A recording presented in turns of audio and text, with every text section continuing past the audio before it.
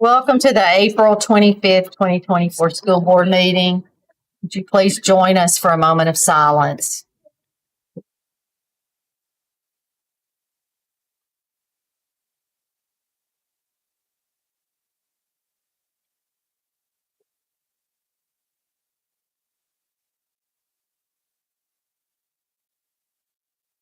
Thank you. Will you join us for the pledge? Mr. Underwood leading. Please join me. I pledge allegiance to the flag of the United States of America and to the republic for which it stands, one nation under God, all with liberty and justice for all.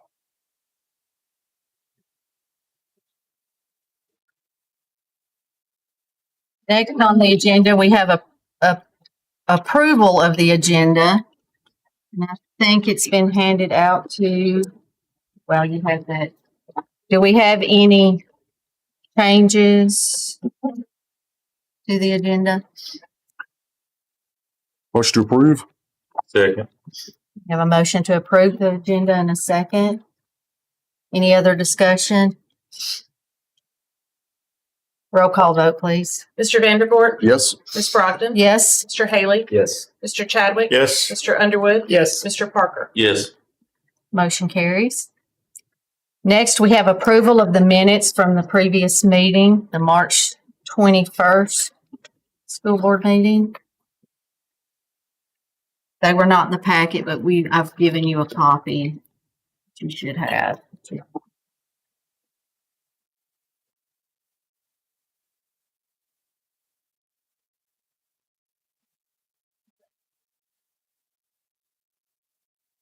Have any changes or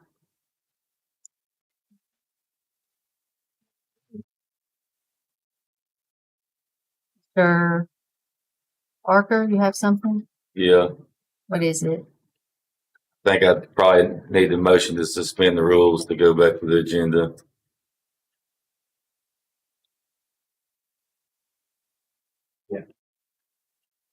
Second.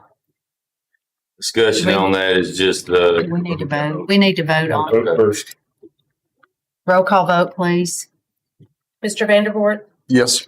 Ms. Brogdon, Yes. Mr. Haley, Yes. Mr. Chadwick, Yes. Mr. Underwood, Yes. Mr. Parker. Yes. Motion carries. Mr. Parker. Dickson High School's athletic complex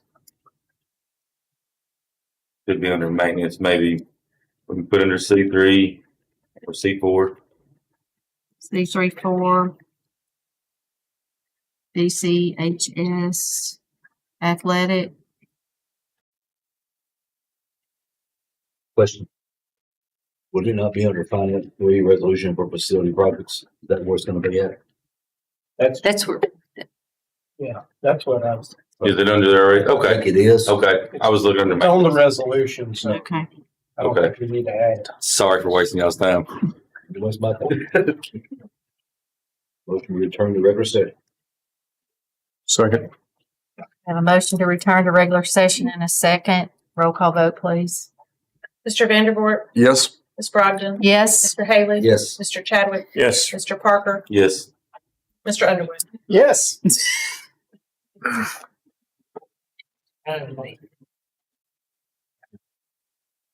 Did we? No, we didn't. Now we I still got have- lost. Motion to approve the minutes. Okay, motion to approve the minutes. Second. Second by Mr. Chadwick. Any other discussion? Roll call vote, please. Mr. Vandervoort, Yes. Ms. Brogdon, Yes. Mr. Haley, Yes. Mr. Chadwick, Yes. Mr. Underwood, Yes. Mr. Parker. Yes. Motion carries. Next item is public comment on actionable items. Ms. Hall, did we have anyone sign up? She's gone. No, thank you, Ms. Adams. Next, we have recognitions. Madam Chair Board, tonight, the spotlight is on our student representatives. So Miss Maddie Pullum and Mr. Heath Albright, this is their last night with us, representing their schools. They will be graduating soon, and I'm excited that I get to shake your hand and hand you your diploma. So congratulations to both of you. I'd like for you to take a picture with, if you'll stand, maybe after we get finished. But we're excited about your future, and I want you to go off and find yourself, but I want you to come back to Dickson and plant your roots here. And if you change your mind when you get to college and you want to teach, come see me. So thank you for representing your student body and your schools very well. Thank you so much. Thank you.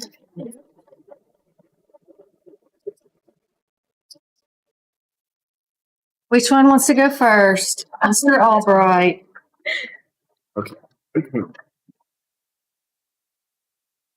Hello again. It's bittersweet to be back to report my very last Red Hawk happenings. At Creekwood, we have been very busy wrapping up loose ends as we near finals, graduation, and the end of the 2023-2024 school year.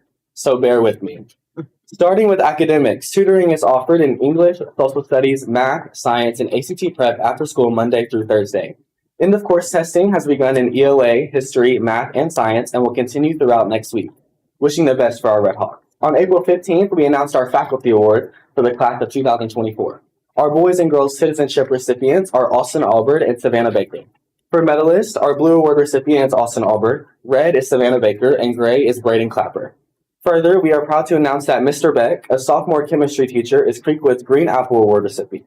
Our academic award ceremony for seniors will be on May 9th in the auditorium, where we will recognize the top 10% medalists and all department award winners. On April 8th, the student body enjoyed the solar eclipse on the football field as Creekwood is in the 95% totality zone. Progress to sports were handed out on April 19th. Fine Arts Night was April 9th, showcasing our fine arts department with performances by theater, choir, band, and an art show. We would also like to congratulate our Red Hawks that participated in this year's Allen Heritage Foundation Mathematics Contest. Kylan Armstrong received first in Algebra 1, Caitlin Runkle earned third in Statistics, and in Calculus, Gabby Worthing got second, and Tyler Orndorff received third.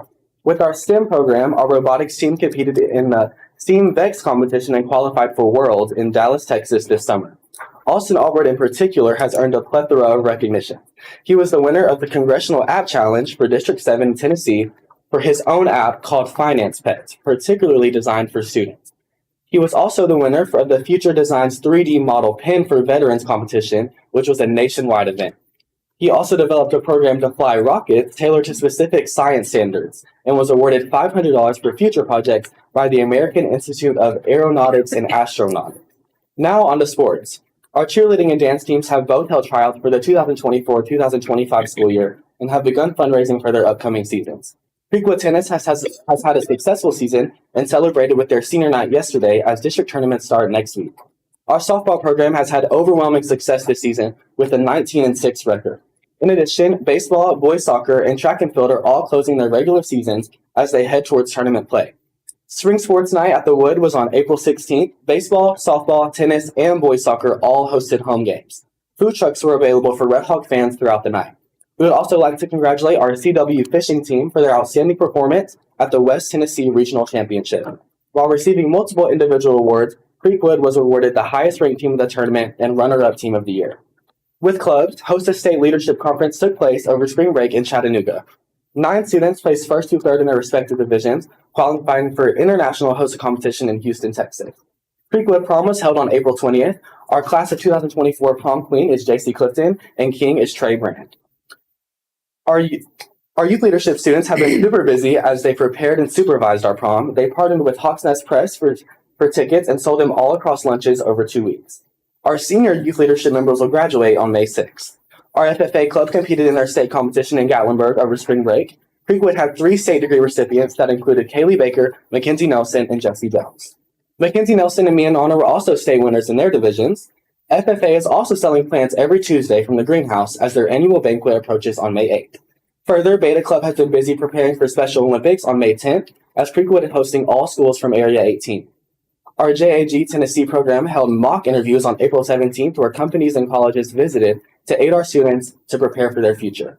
Member Jordan Worley received third in employability skills at their state event in Murfreesboro, and Creekwood won first place overall with our community service project with the Humane Society and NHC. Skills USA students traveled to Chattanooga, and Wyatt Dawson came back with a third place finish in marine technology, and Dyson Weaver finished sixth in the nation in welding at the Arkansas Elite Welding Academy. We had 10 audiovisual students earn their Adobe Certified certification in Premiere Pro as well. This is twice as many as last year. And lastly, EMT students have been studying hard as the first part of the EMT practicum test is this Saturday. With all of that being said, we are excited to see what is ahead for Creekwood as we enter the home stretch of the school year. And as graduation quickly approaches, my time representing Creekwood is coming to a close. I feel very thankful for this opportunity as I now understand the work that goes into making our schools one of a kind. Thank you all for being so welcoming and patient. This experience has been the best foundation for my future. And as always, let's go Red Hawks. Thank you.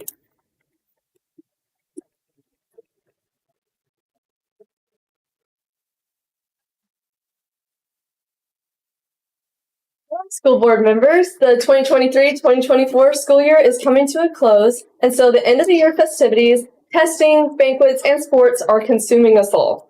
So here's a Cougar breakdown to catch you up.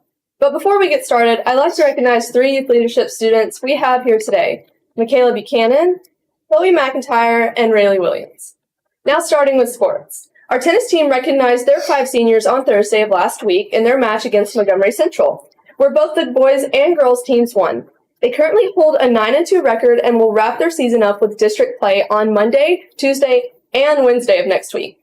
Next, the baseball team is 9-18 after sweeping Kenwood last week and this week. They begin district play next week with 4 games.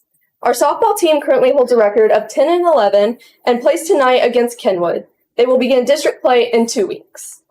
The boys soccer team are currently 6-6 and play tonight at Rossview. They wrap up their season at Kirkwood on Tuesday, and senior night is next Thursday against Montgomery Central. They finished as the 3rd seed in their district and will travel to number 2 Northwest for the district tournament on May 7th. The DCHS track and field team honored their 14 seniors on Monday night. They have a meet tonight at Creekwood and will compete in subsectionals on May 1st and 2nd.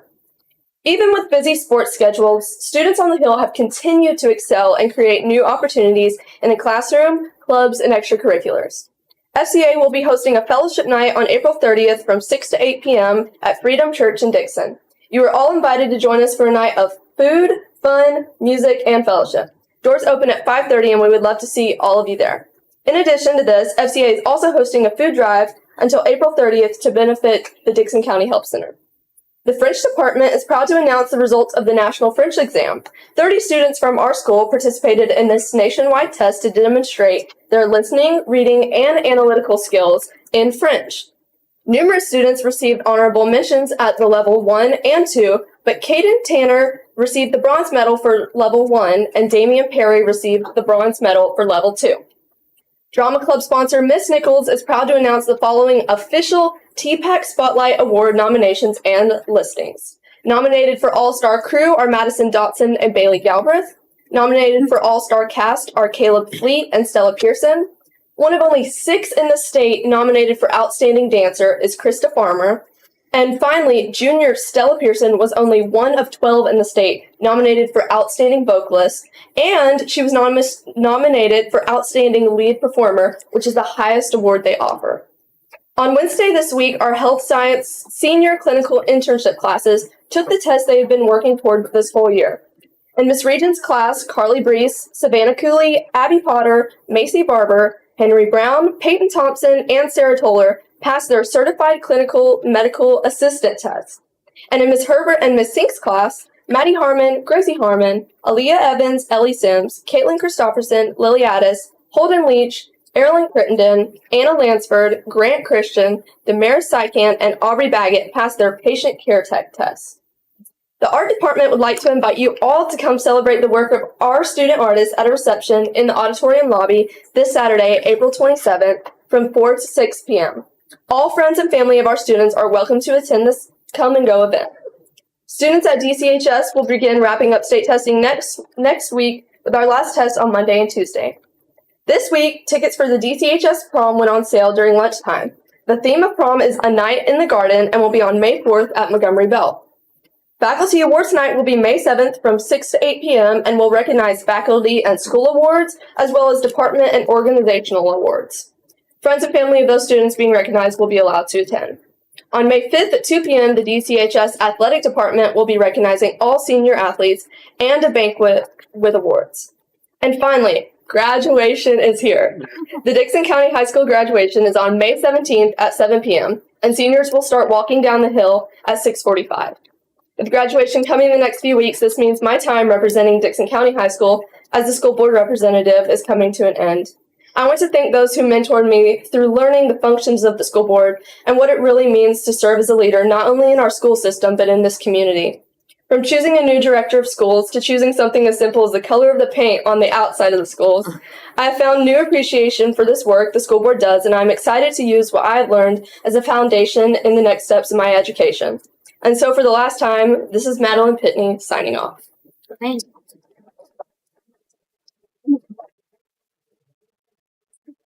We appreciate y'all spending those Thursday nights with us. Some of them were late, and we appreciate that. So how many days you have left?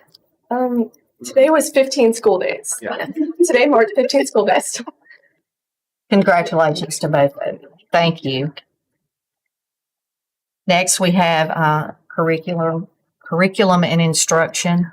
Board members, if you see in your packet, you will find information regarding audio enhancement solutions proposal. We are asking that we use some of our ESSER funds that remain to purchase these devices that elevate teachers' voices within the classroom. There's what I understand, there's 4 speakers throughout the room. The teacher wears a microphone. As they are teaching, their voice is elevated, and students, no matter where they're sitting in the classroom, can understand very clearly what the teacher is saying. And so you will see that the very back page, page 7, what the cost will be. $299,000, $990. But it's a great tool to help with teachers when they're teaching.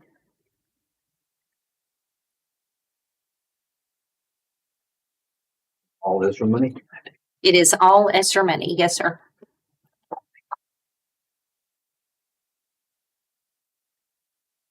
Let's do every classroom or just select? K3. K3.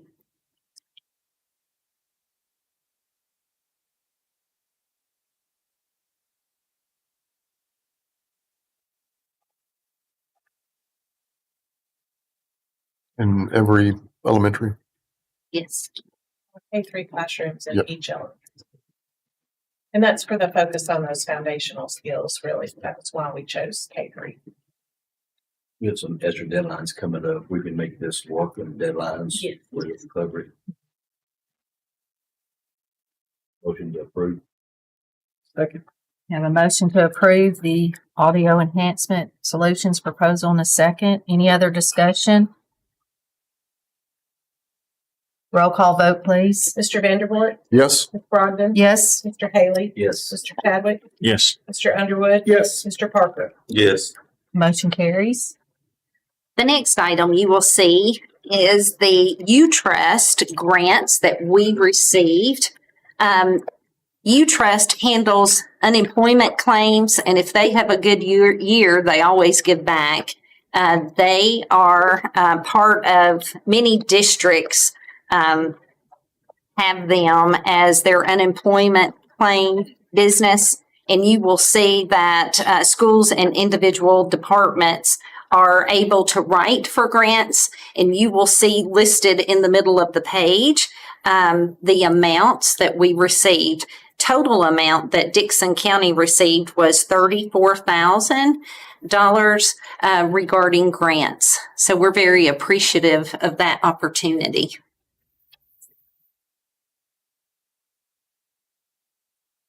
But I just wanted to share with you what we wrote grants for and how much we received. Questions in regards to the U-Trust grants?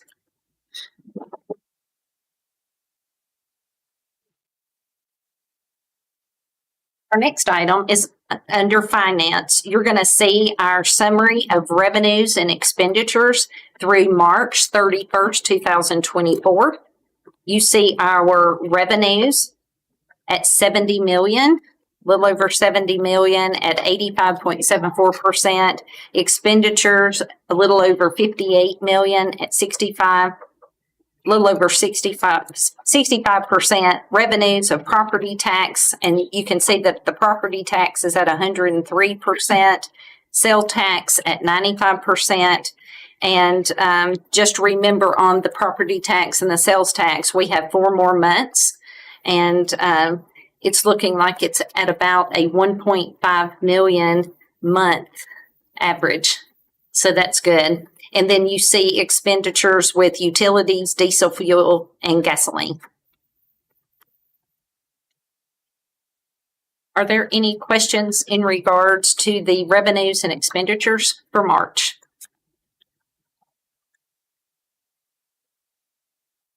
Next, we have quarterly reports. You want us to approve Oh, the monthly first? Sorry. You're fine. Do you have any questions about the monthly reports?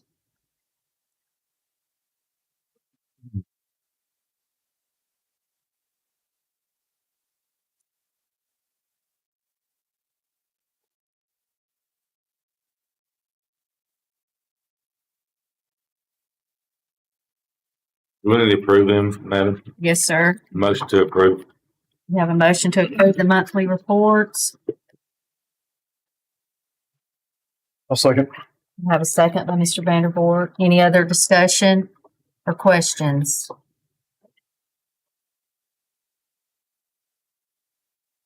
Our next agenda item. Wait a minute. Oh, I'm sorry. Roll call vote, please. Mr. Vanderboer, Yes. Ms. Brogdon, Yes. Mr. Haley, Yes. Mr. Chadwick, Yes. Mr. Underwood, Yes. Mr. Parker. Yes. Motion carries. Sorry about that. You're Getting ahead of fine. myself. The next item, you will see quarterly reports.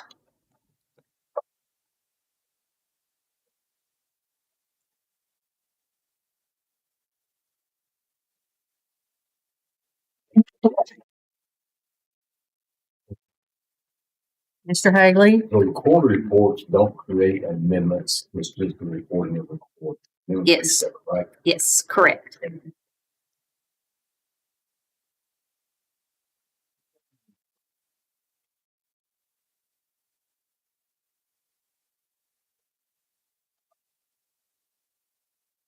Got a question on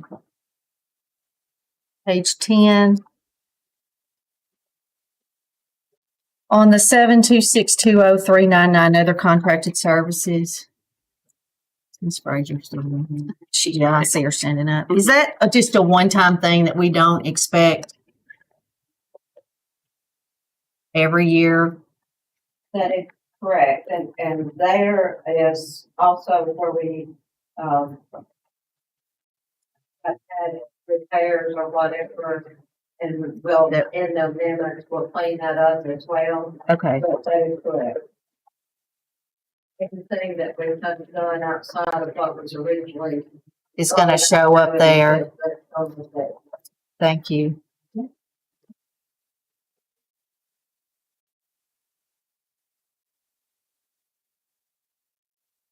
Any other questions?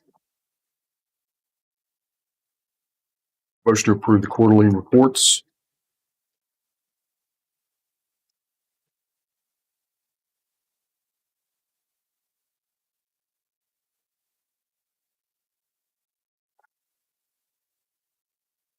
We have a second? Second by Mr. Chadwick. Any other discussion or questions? 1 second, Miss- please. Okay.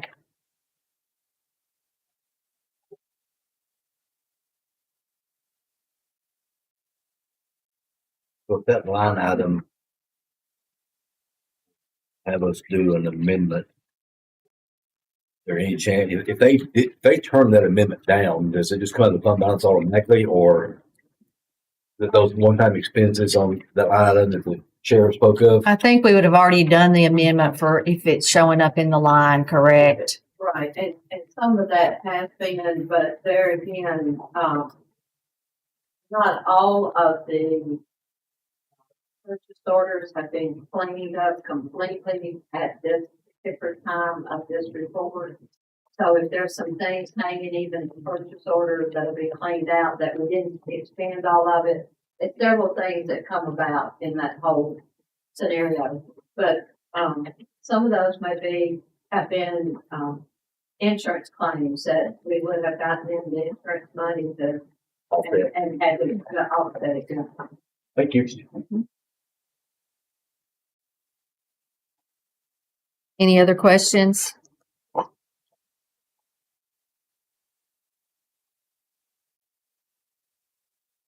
Roll call vote, please. Mr. Vanderboard, Yes. Ms. Brogdon, Yes. Mr. Haley, Yes. Mr. Chadwick, Yes. Mr. Underwood, Yes. Mr. Carter. Yes. Motion carries. At our last planning session, we discussed putting together a resolution for the fund balance and placing an amount within the resolution in order for us to do larger projects for the district. So I know that you've had a little bit of time to look over this resolution. Do you have questions? As you can see, we placed $15 million within the resolution. There are a list of items. Some you will see very specific, others general, due to the fact that we would want to look at the system and needs and prioritize those as you as a board see fit, such as the HVAC systems, roofs, those type of things. So they're more generalized.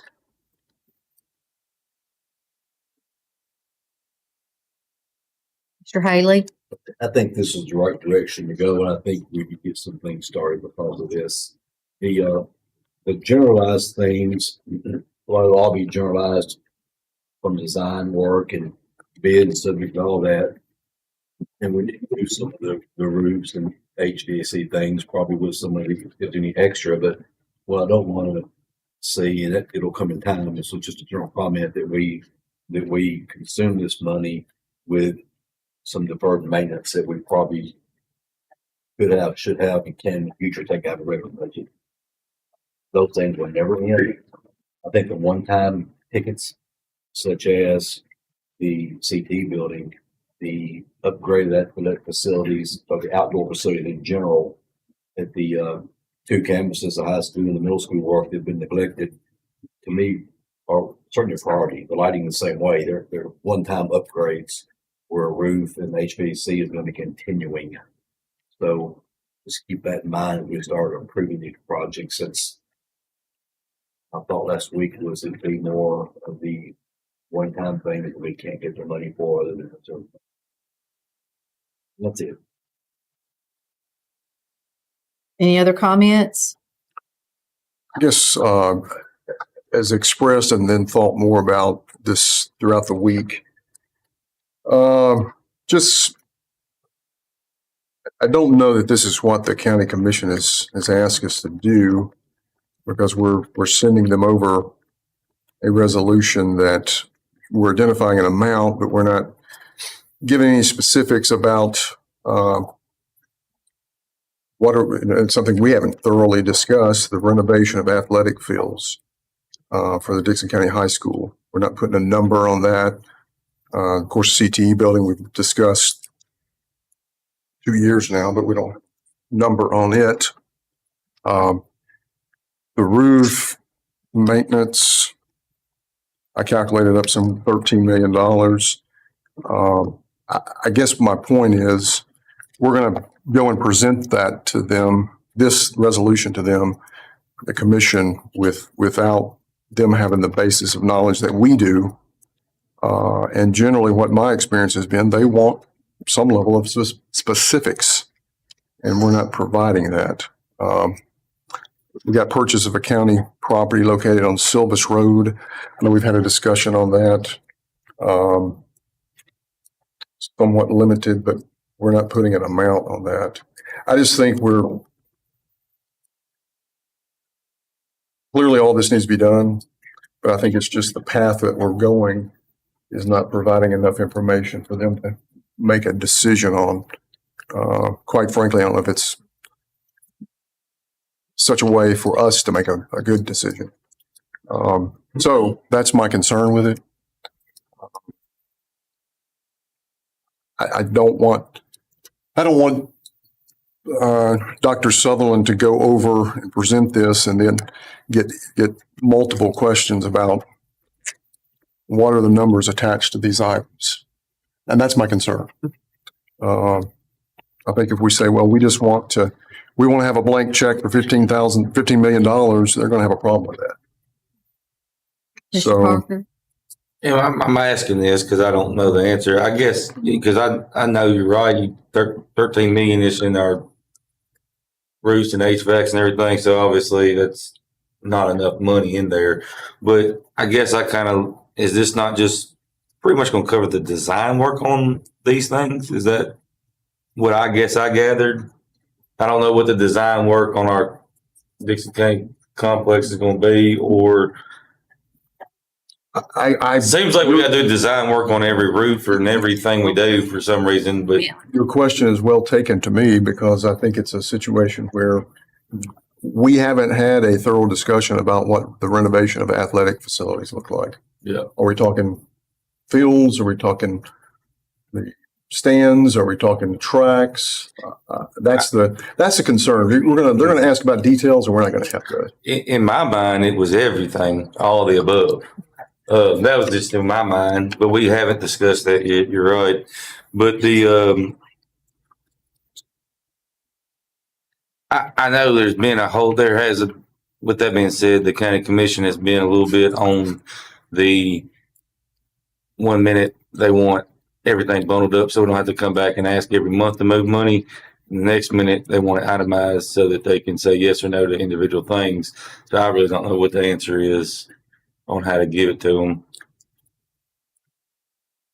I'm not I'm not disagreeing with Mr. Haley that we got to start somewhere, but I just think it's been what I've seen. It's better experience starting with a little bit more detail and putting some numbers to it.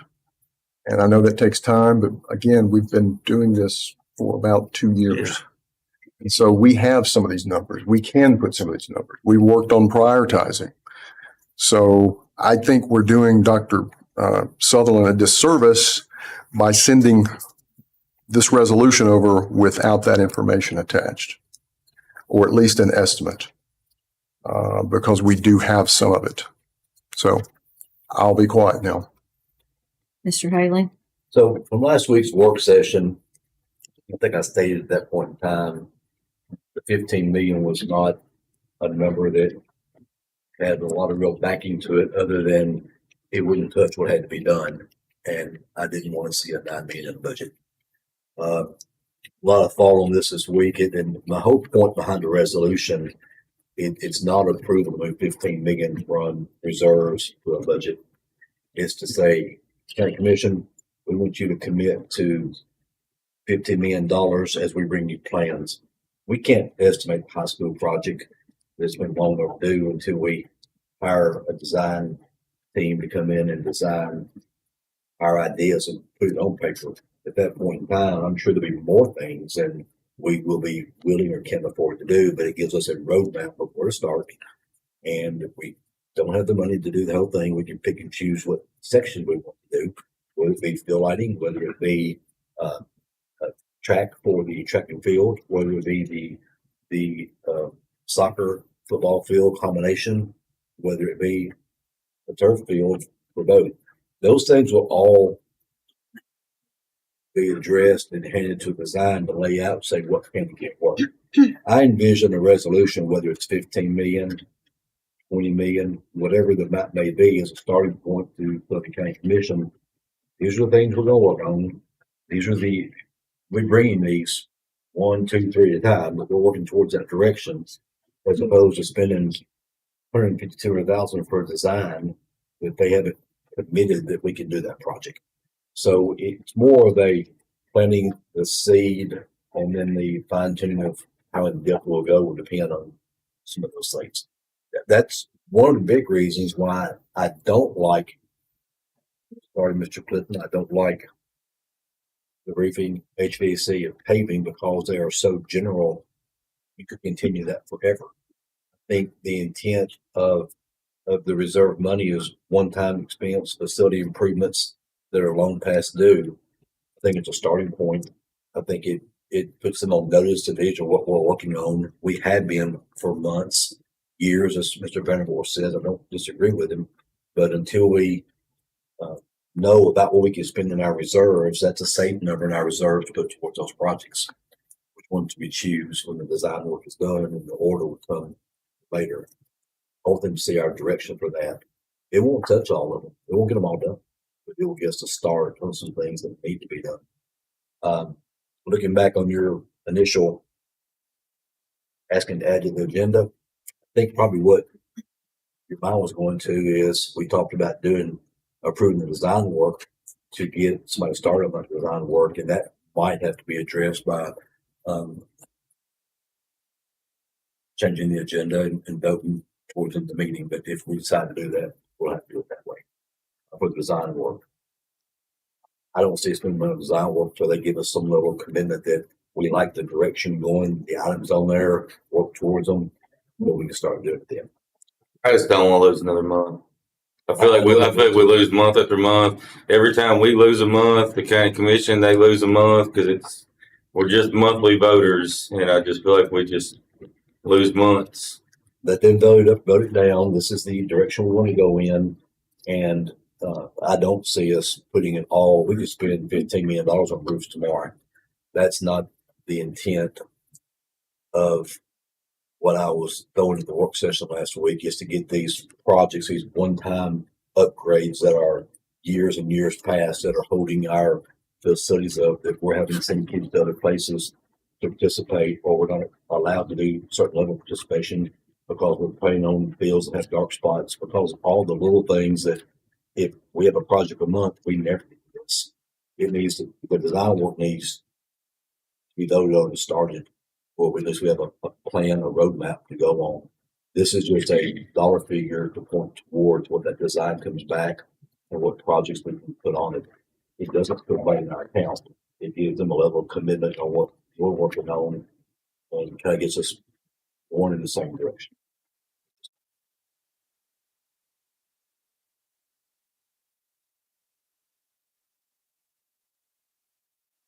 Any other comments? Like anything that we can do to keep from going back and forth and missing month to month. You know, I hate to spend money on a design and then wait another 2 or 3 months and hope it gets approved.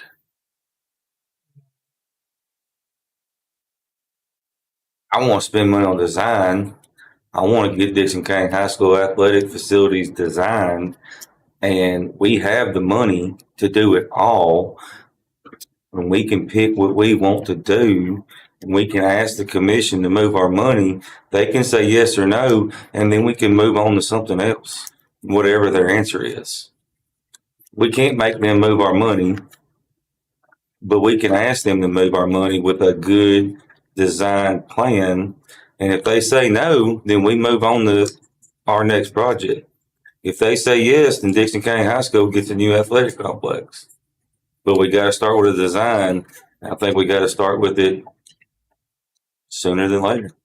I think the resolution does that. I think it tells them this is the direction we're working in. At the same time, we'll have to probably make a vote to ask for amendment for the design phase to get that started. And I agree, the sooner the better.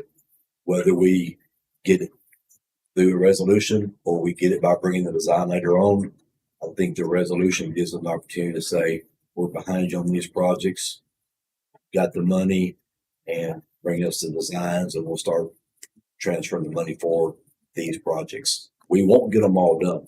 The ones that are general could easily, we can't pave every school in the county. We can't roof every school in the county. We can't take care of maintenance issues that need to be in our budget. And we're going to start chipping away at that also. Is it something that needs to be done for safety concerns? Sure. But other than that, the projects that we've talked about from our reserve money, are basically encompassed in these ideas, and it shows them that we worked on that. We can start the design, ask for that amendment simultaneous with this. This lets them know what we're going to be.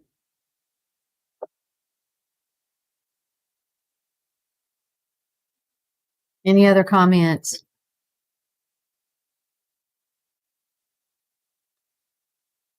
You give us a second, Madam Chair. Yes.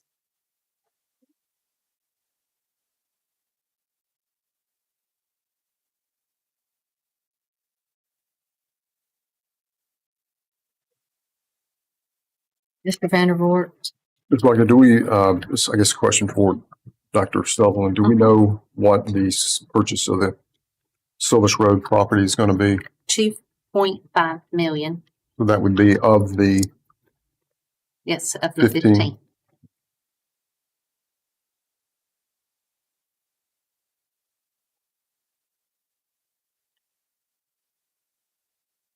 Madam Chair, Mr. Haley?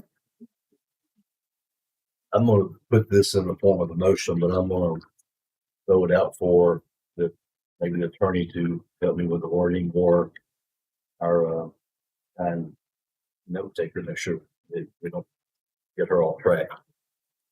We'll make a motion if we vote for this resolution. I would like to see that motion take the replacement of roof, replacement of the heating ventilation section, paving, replacing floor tiles in the schools, auditorium seating, and group that under a miscellaneous category with any excess funds to be handled towards these smaller projects.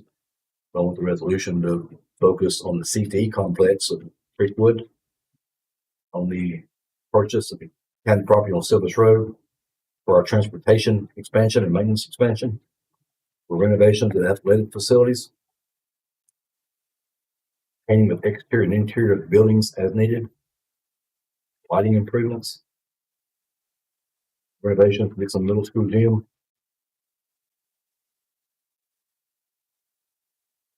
That should cover all of them. I just want to see priority given to those one-time type items. Mr. Hall? I just for clarification, Mr. Haley, did you move auditorium seating into miscellaneous? Because I didn't hear you call out. I did. I think I did on the miscellaneous. Okay. In fact, one on the Dickson Middle School gym, I would like it just to say renovations at Dickson Middle School to include gym and other needs. That building needs some attention. I don't, Mr. Yeah, Mr. Vandervoort? I don't see Dickson Middle School gym. Okay. Mr. Hall?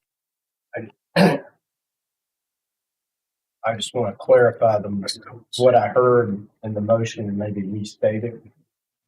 Is and just to be clear, you want to change the order of the resolution to be number one, construction of a building at Creekwood High to house career and technical education programs. The second item to be purchased county property located at Silvis Road. Before you go any further, I don't want them to be numbered in order of priority. I want to be the priority items to be a group and the miscellaneous to be a group. Okay, The board made that decision later. right, but you don't want them listed in any certain order. You just want replacement of roofs, replacement of heating, ventilation, and paving, replacing floor tiles and auditorium seating to be grouped as miscellaneous. And then the other 5 items to be grouped together We call them general deferred maintenance items, not to minimize them, but to separate the ones that would not be a design that would be kind of an open end, and the closed end items like the CTE. We're designing that. The high school exterior, I hate to say athletic because there's exterior facility needs. I'd like to see us get that design, maybe even approved tonight, or whatever format to do it. The things we've already worked on need to be a priority. Things that are kind of open-ended would be letting them know that if there were any money that they didn't approve left over, and that amount we would put towards those items. And do you want me to call that category general deferred maintenance and then list those items under that category? Having to pick and choose my words on the spot, so I don't want it to be a negative condescending type comment, but not to make light of them, but they are open-ended, so, We just call them general maintenance. general maintenance upgrades would be good. Can we go over your motion or which items again that you're wanting to be the main? Since he's writing them down, I'll let him read them, that way we all get it from the source. Okay, so the way I have it is section 1 would be amended to list purchase of county property located at Silva Road, renovation of athletic facilities at Dickson County High School, construction of a building at Creekwood to house career and technical education programs, renovations to Dickson Middle School, lighting improvements for athletic fields on all campuses. And then there would be a second section called general maintenance, and that would include replacement of roofs, replacement of heating, ventilation, and air conditioning units, painting of exterior and interior buildings, paving, replacing floor tiles in school halls and classrooms, and an auditorium seating. One thing I'll add, it's on the very first word, the purchase of the county property, and specify that for transportation and maintenance expansion needs. I think the only one that we haven't addressed in that is the replacement of the windows and exterior doors. We're gonna get your. That one? There's another That way. version. I gave you a copy of the corrected, I think. There's another version floating. There's not. I was looking off of a different, I apologize. I got Steve's version, I guess, but I don't have the windows and doors either. I don't have. I don't have email, so. Windows and doors was on the first one. Gotcha. Oh, so it's not on this one. I'll assume that windows and doors is gonna fall up under the general open end. It is. Line. I'll second the motion for discussion. So I guess take it as, Ms. Chris is gonna take it up there to the county commission. This is basically just to tell them, we're not asking to move any money. We're just saying, these are what our plan is. This is, we want y'all to kind of commit to this as a handshake agreement so that we can get our design work done and move forward. Is that what we're asking? Or are we asking to move money? Asking them to create the commit the money towards these projects. The money wouldn't be moved until we actually took a design for the larger project. CT's design, it's ready to go to them, so it needs to be going, and it would come out of this money. It's a commitment on their part. It's not a handshake. It's a written resolution that we're asking you for these things. And while it will not be all encompassing on the money, I think that figure is a safe figure that we have in our reserves that we could easily commit initially when we started deciding. So we're not actually going to move the money until time, but we will have a written commitment for $15 million to go toward these projects.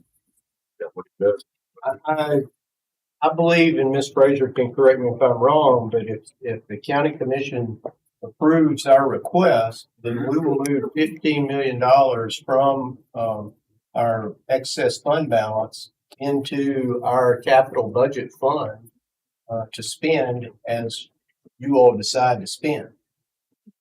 Okay, I just had the question. Ms. Frazier, would that be right?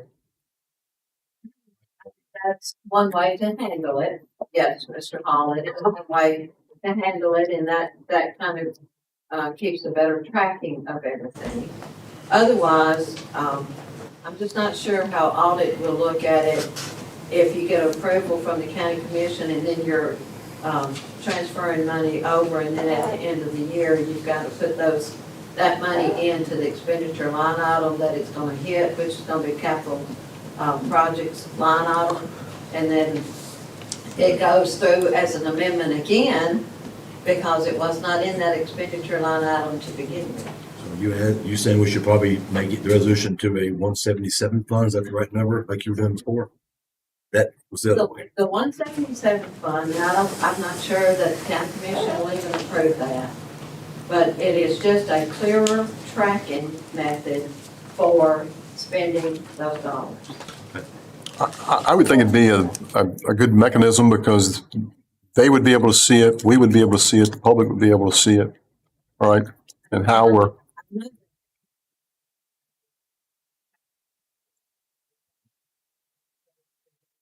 I do know that. We have done that in the past whenever we did the additions to the schools and we built Gardens Middle School. We had the 177 fund set up, as many of you can remember. And that way it was just a better tracking mechanism for those dollars. But thinking about it on the audit side, I would think that at an audit, to make it really good audit proof, that money needs to be transferred over into that fund. And I like that. That's, my intent was to get a commitment and get it moving. That would work better. Well, and if they do that, of course, we would have to make that part of the budget process, because it's gonna have to show us a $15 million out in the budget. Because it has to go as a transfer out of the general fund into 177. will that show us in the red as we talked about last Thursday, the 9 million consideration, same type of scenario, except that it would be, Yes.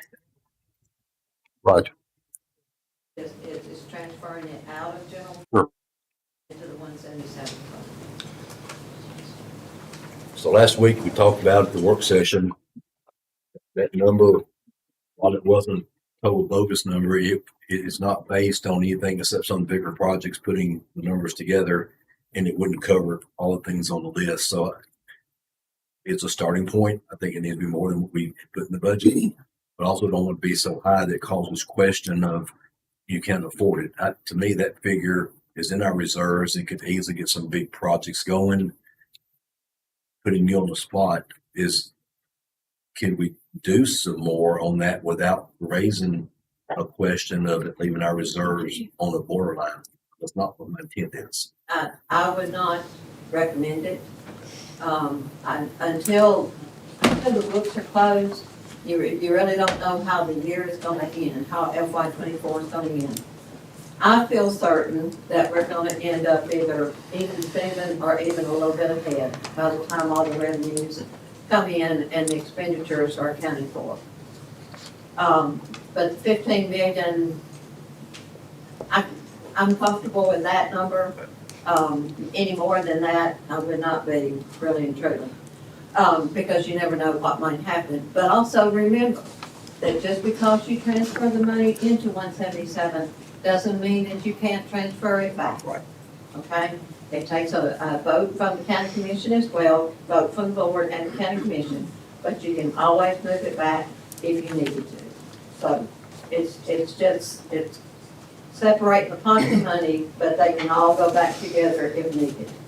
That number was just safe, I'm thinking last week. So I thank you for your input for myself and the answers some questions. Mr. Underwood? I've got a question, Miss Linda. So if we take 15 million out of our fund balance and we put it in a 177 fund, and at the end of the year, we have not depleted that 177 fund, will that money automatically go back to fund balance and we have to do it again, or will that stay in that 177 It will fund? stay in that fund. It is not an automatic anything of money transferring from one fund to the other. The board has to make that decision, and you have to make that vote, and the county commission then also has to approve it. So it would stay there, and that's what I would look to happen, because there's no way that you can spend $15 million in one Right. fiscal year. Right. So I look for this 15 million to cross 2 or 3 years, actually. Thank you. Earmark Appreciate money, that. reserve money is what it Yeah. be pretty much.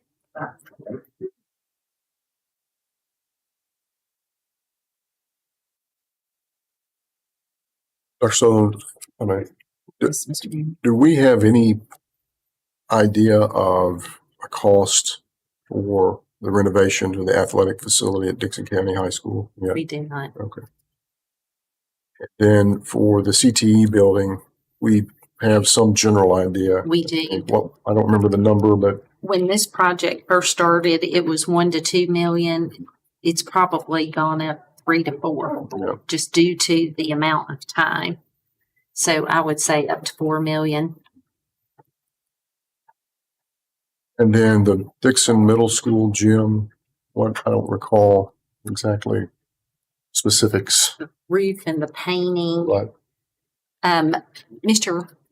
Gerald, do you know any cost from that project? Okay. just off the top of your head. That list we've gone over before, and it was, there's some walls that need to be blocked in, take some windows out, some of that, so. I have to pull a number out there, and I'll be upset if I'm wrong, but it's been, just the interior, of it, just been painting and blocking in that wall, I think it's gonna be $150,000 to $200,000. Okay, just trying to get an idea. There's some thoughts on the high school complex numbers too, where it came from too. We'll hear them. And I just one other question on the lighting on all the campus athletic fields. It's really, I guess, from the LEDs for the high schools and I guess the middle school. What fields we have? Okay. Any idea of cost on that? I'm trying to recall. We have this. Okay. I think every field, it was 100,000 plus. Okay. So, and I think we're talking 4 fields, is that correct? It's the 2 baseball fields and then the football field at Creekwood. We're not including the lighting on Dickson County High School's football field. And I think, was that the 3? Yeah, the middle. Oh, yeah, the middle school, that was it. The middle school, The last number we were given a few months ago to help out was 1.2 something million. It's under 1.3 for all the fields.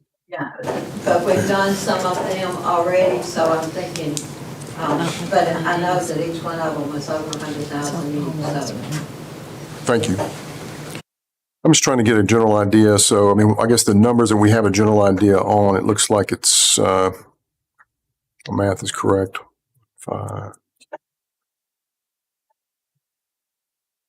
About half of the 15, maybe 8 million is kind of already, at least we have some information on. The other 8 million is, I guess, we don't know how much we would spend on the athletic facility at Dickson County High School. So I'm just trying to prepare us for or Dr. Sutherland for the questions she's probably going to get asked and why. So some of those we're not going to have an answer to. And again, that's just some of my concern. I support we've been talking about a CTE building. I support all of this. It's just, I'm just trying to, like Mr. Haley, trying to put it in the best light we can to get it so the county commission would be receptive of it. I think from all the talks of the people with the turf football field, if that was the route we go, I think Dickson High School is going to be about 1.5 ish.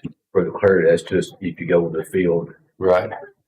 Talking to Mr. Corlew and even Mr. Hawley before, some of the things that might need it there, that project's probably going to be on the low end, a $4 million, $4.5 million time you figure the tennis courts, the track, the drainage, and it could go as high, depending on what the board decided to do. Obviously, it can be endless, but you're probably on the high end looking anywhere from 6 to even 8 or 9, depending on what level after a design of need, what direction we go in. So there's that, with that project, if you pursued it, I mean, there's your money. There's your money. So we still need to address roofs and we still need to address paving but that's an ongoing maintenance. It is an ongoing issue. I think in the long run, the high school complex would wind up having some things not done right now. you have some paving and roofs involved in this. It's still going to be a big priority where we don't take care of some of our facilities that are larger projects. Roofs will be included in some of those larger projects, but there's lots of needs. Facelifting and use of lifting some of our facilities, I think, is a priority that we don't get an opportunity to do on big projects. And this is an opportunity for that.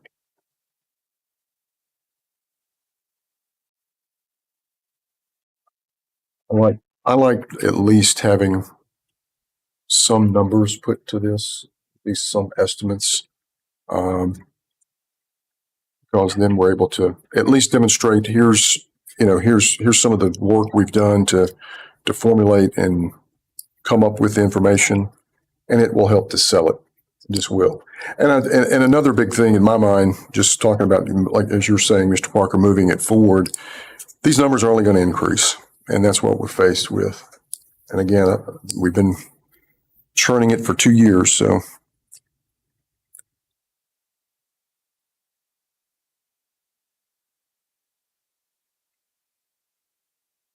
I'm ready to vote.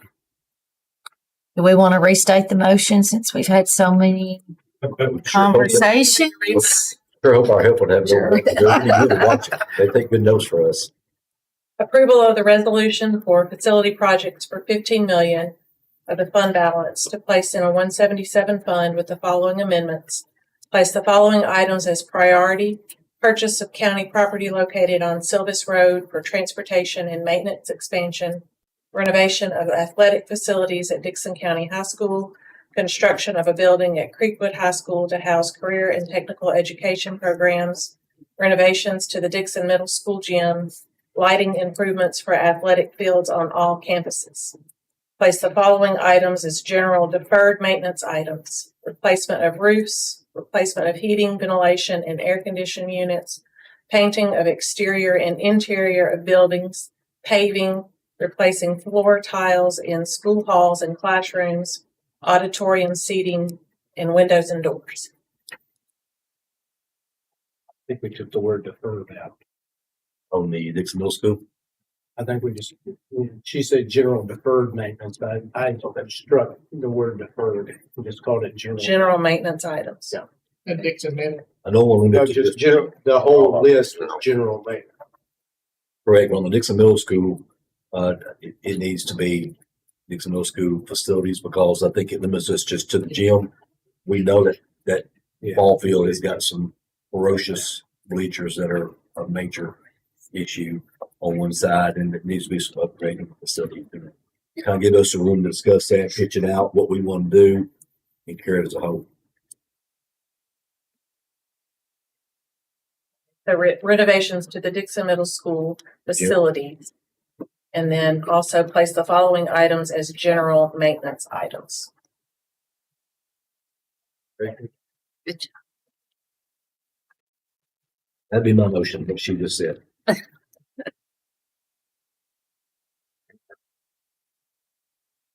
Got a second, correct? Yes. Mr. Parker, second. Yes. Any other discussion? I like those changes.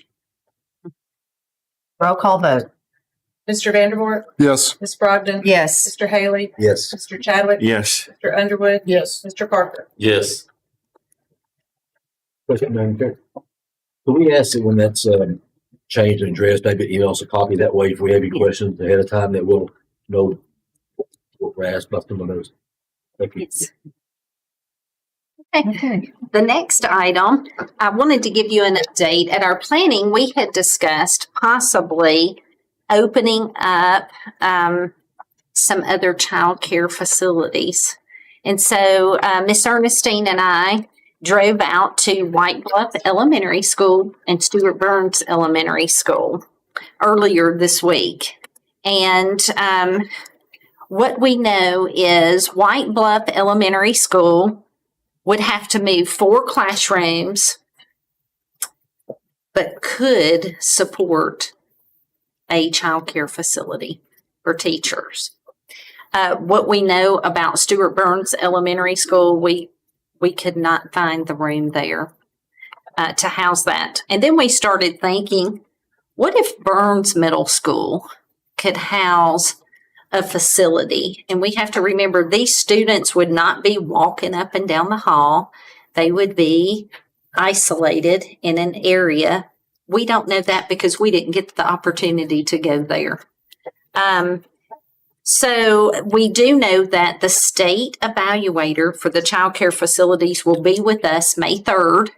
And so we will go back and walk those properties, both at White Bluff Elementary, Stuart Burns, and we're going to go over to Burns Middle School. Is this the baby daycare? It is. It is. And what ages 6 weeks to 5 years. What we know today, we know that we could possibly place one at White Bluff Elementary School. We know current numbers that we have 25 children on a waiting list for Charlotte Elementary School. We have 25 children on the waiting list at Centennial, but we know that their siblings may already be there. We don't have it broken down like that. We just know who is on a waiting list. And I'll give you an example. The assistant principal of Stuart Burns Elementary drives her child to Centennial.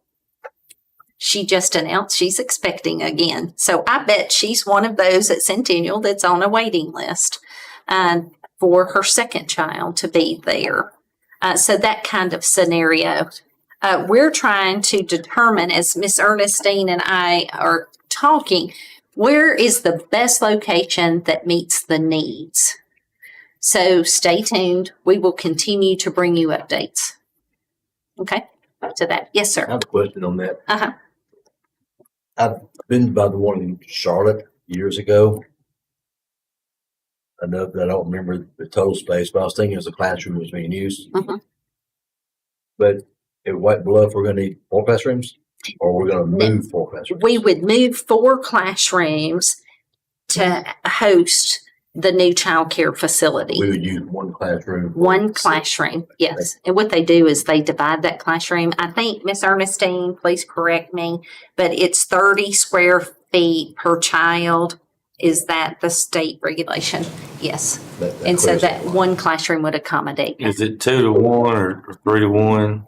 Adult to baby? The infants are different than the toddlers. It depends on their Would it be appropriate do we need to arrange to you maybe if I want to go visit one of these schools, see the space? I'm having some absorption issues with the Stuart Burns. We had 8 classrooms and the numbers are about they were before. Mhm. So I think there wouldn't be one. All the middle school would be a good location, there's space there. Mhm. But if we want to stop by and visit one of these schools. Sure, absolutely. And you're welcome to join us May 3rd. Yeah, I'll just. Okay, but absolutely, just call and let them know. They'll be glad to let you see that. Thanks. Thank you for doing that because there's definitely a need. Absolutely. In fact, I had a teacher email me and ask me if I would consider opening another one. So we know the need is there. Okay, the next item is budget. So we worked very hard on this today, but we made some addendums to. Christy, I'm gonna ask for a 5-minute recess Okay. before we start Sure. this.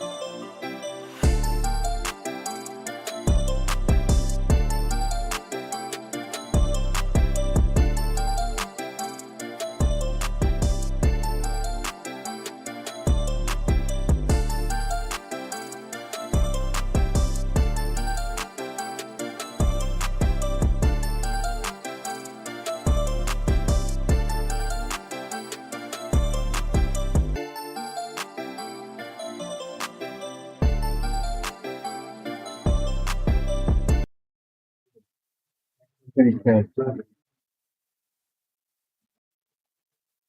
members, I passed out a new general fund budget. Miss Linda and I worked on today. And I also passed out 2 documents. The document without the color you saw in a planning session. And so I wanted to share with you where we made some addendums to the budget. Okay? And with that, if we could look at these sheets right here. And I color coded it and gave you a code on the back as to what my colors represented. I'm colorblind. Dr. Show. Oh, okay. I'm sorry. So on 7/11/00/116, this was a pay increase for 2,304 plus for step. That stayed the same. We didn't touch that. First step, you say? Per step. And I need to, this was a request. Oh, I gave y'all those. Here are charts that you've asked for that we have worked on for certified, classified, showing the difference between 23, 24, and moving forward to 24, 25. Thank you. Before you get to the deep, I guess clarification, do Yes, you give us a color chart? yes. So you're not proposing this to come out, just to strike out. So I'll tell you why I took things out. Because there's a lot just in talking that I shared with you that my vision and hearing over the last 3 years, just in looking at data of thinking about how we get better as a district and how we get in the top 20 and then the top 10. What is that going to take? What does that look like? But I know that we don't have just unlimited funds. And so we began to think about how we prioritize our needs and what that could look like. And so I wanted to share with you some of the thoughts that we had and where some of the cuts came. So is everybody okay with that? Okay. So you will see that step, and I've given you charts that have been updated, added to, so that will remain. On the 7/11/00/16, the add 21 positions with Grow Your Own, and that would include 13 learning loss. You know, the learning loss teachers, I'm bound by law to host tutoring for the students that did not score in proficiency level on the 3rd grade test. They go to summer school, go to 4th grade, and they have to be tutored. So that's the students sitting in our schools today. So the 4th graders that are taking the test this week and last week and will conclude Tuesday, if they do not make adequate growth, the new law is we will also tutor them in 5th grade. And so with that law and with those requirements, I have to keep the 10 all-core tutors in the budget. That's the why there. And I have to have a 1-to-3 ratio. There's a lot of guidelines from the state. I will be happy to share that with you if you would like to see that. So I think it's the same. I'm sorry. they're the same, but I color coded for you to show you what my explanation is. Those positions were paid for over the last 3 years with our ESSER funding. I have to carry them over in the general. So, I hear I don't want to give or agree to new positions.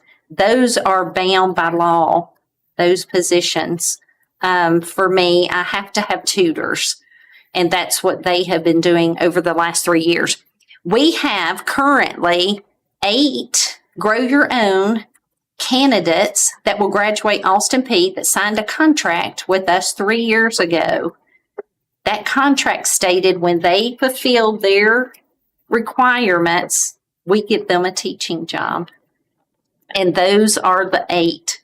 So with that, I kept them in the budget because they're under contract. I signed a contract. When you finish in good standing, I give you a job. So that's them. The 7110, yes, sir. But those aren't new positions. They're just going into teachers to get rid of, Well, it will depend on, they are K-5 positions. Could they infiltrate positions of teachers that retired? right. Absolutely. Right. Sure. But these aren't new positions. But I don't know. I have to give if them. do you have every teacher filled in each classroom now? We don't know yet. Now? Oh, Do we? now. I think so in the elementary. Our teachers. We worked it out, but we were not sure. Uh-huh. So 9 short, but yeah, we did things to.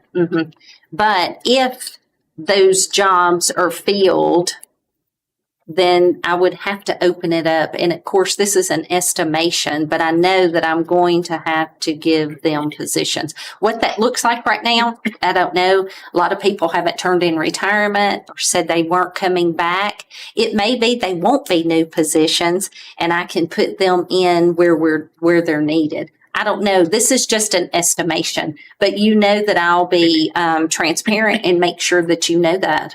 But I have to start planning for that now. Okay, so the next line item, we had 12 positions that were there that we could not fill. I took them out of the budget. Which ones? On the 116? The ones that are the 116. Because if I need something, I'm going to come and ask, when I know what my specific needs are. Right now, they're just idling there. And so I took that away.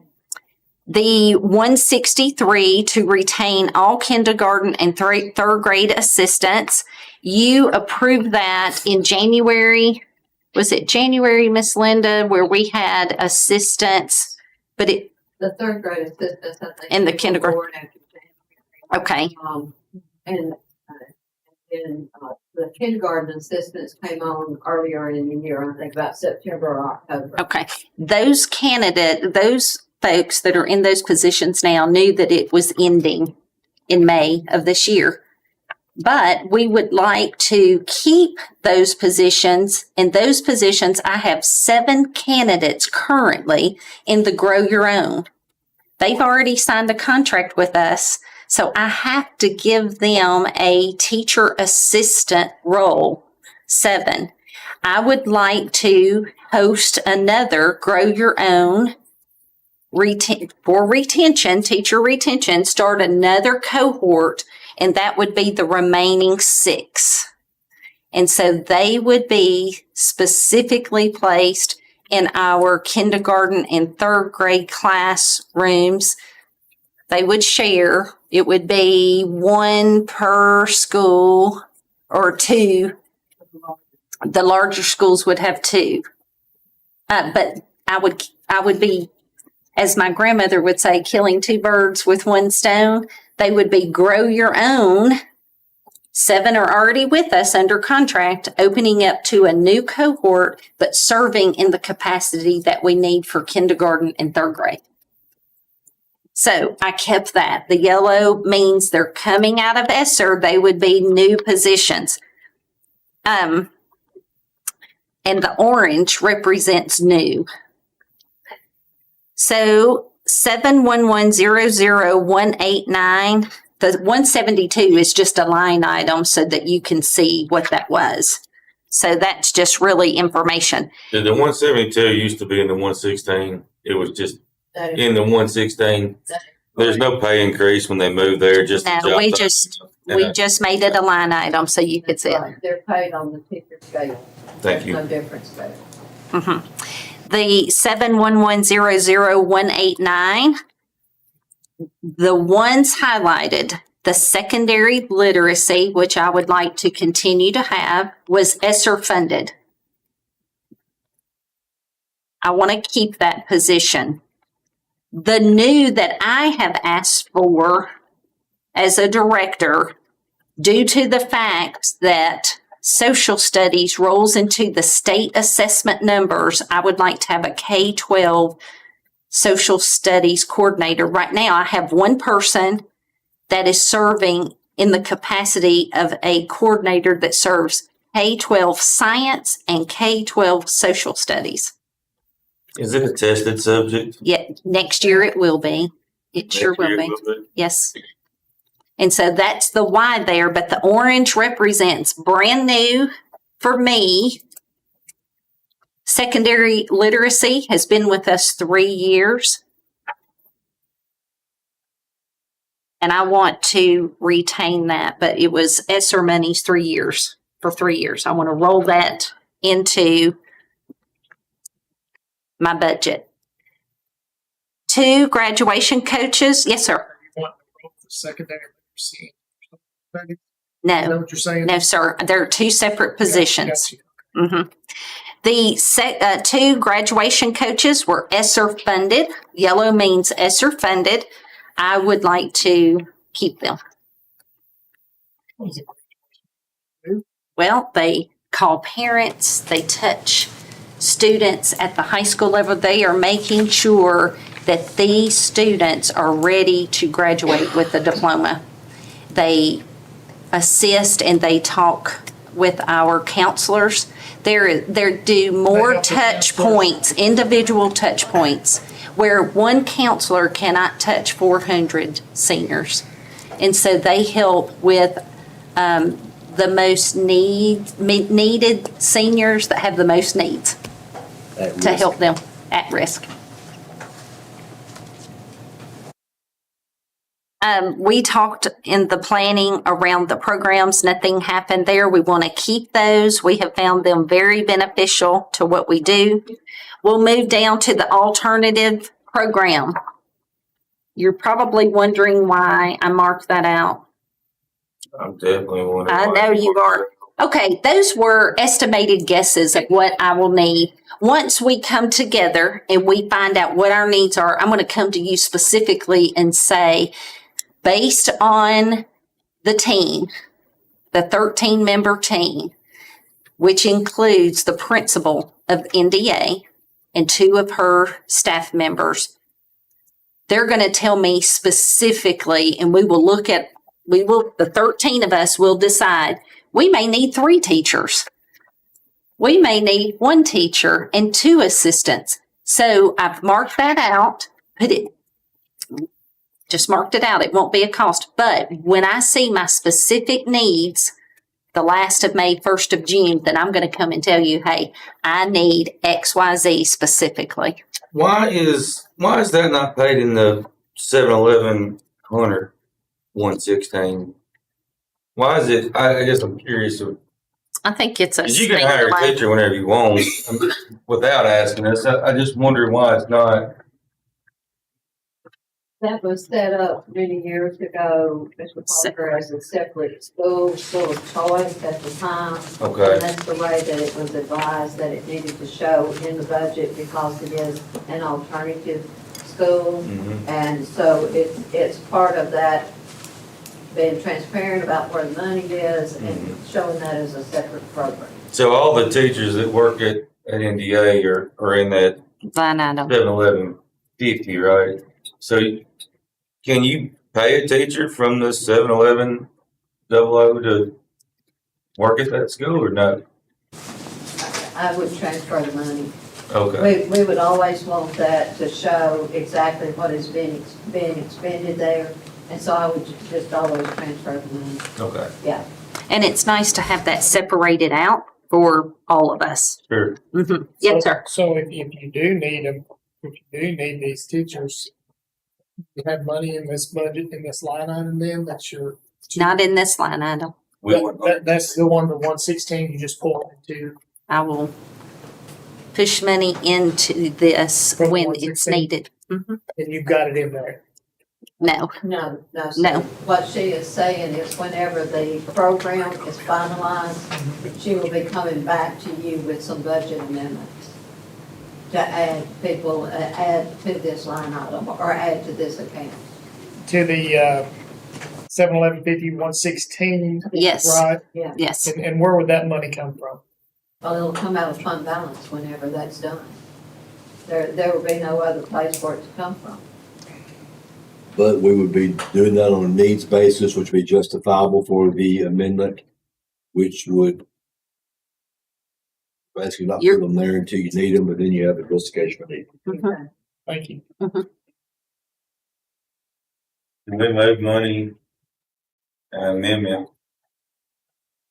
as a board here? Right? Yes. Category to It category. has- County has will have approve to do it. it. For clarity, the school board can do line to line inside a major category. The county commission has to move major category to major category. And administration can in a line item. Is that correct on that? In the past, I might have had some additional in the 71-100, 116 to be able to move that. It's not there this time. I pretty much cut that line bare bone. Thank you. Appreciate you. Under the special education program, that should really be orange. They will be added 6 educational assistants. These assistants are needed for compliance and behavior. After speaking with Dr. Johnson, these are a need. These will be in classroom with teachers that need the help. Yes. Under health services, that's a line item. There's no change there. Dr. Sullivan, can Yes, we sir. go back? Mhm. The 71-200, are those mainly for elementary special education? Yes. Oh, yes, elementary. Okay, Mhm. just wanted to make sure. Mhm. Thank you. Other student supports, we currently have 5 student support specialists. We are asking for 2 more, and it is a need. And these are, we call them student support specialists, but their older title is social workers, but they're student support specialists. We currently have Currently have 5. We're adding 2. 3 of those are paid from general funds and 2 of those were paid from ESSER. Okay. So we're wanting to move the 2 from ESSER over to general fund and keep the 5. So we Yes. still have 5 total. 2 came from ESSER. So we're not adding 2, in other words, we're not having 7, we're just having. We're total having 5. 5. 3 general and 2 came from ESSER. Just adding 2. We're adding 2. Yes. Under the 72130189, I marked out 2 athletic directors. There is a need, but I have to prioritize needs. Juvenile court liaison, is that new? We No. already got those, right? We already have those. So Now, we will have to add a welcome center attendant for Van Leer Elementary School. But right here is for welcome center. That's what we already have. I will come back once that is built, once we start hiring, and I'll come back and share that with you. So But other currently- student services, we're hiring 3 total. Just to go back. Yes, we're hiring 2. We already have 3. You're hiring 2 out of ESSER funds and a welcome center. Well, eventually, this right here shows that we have 4 welcome centers currently. But in the future, I will be asking to hire for Van Leer once that's built and once that's done. Sure. The reason I didn't put that on there is once it gets constructed, then we'll move forward. Something could happen that project stalls. And so we'll come back to the table with that. Yes, ma'am. clarification. Okay, We have 3 welcome centers currently. I so put that in is the Van fourth Leer. one. Okay, I put in the 4th. okay. So Van Leer is there. 4 there, it is for the Van Leer Welcome Gotcha. Center. Okay. Because of conversations that have taken place prior Okay. to. That's good. That means we'll definitely have to We'll do have that it in project. there We'll now. definitely have to do that project. And I'm so, I apologize, I misunderstood, and that should have been orange. Okay. So under regular instruction program, I have the data testing director was under ESSER funding. And I would like to move them over. One more new hire there. Yes. In the intervention coordinator, that's the work that I did prior to my work currently.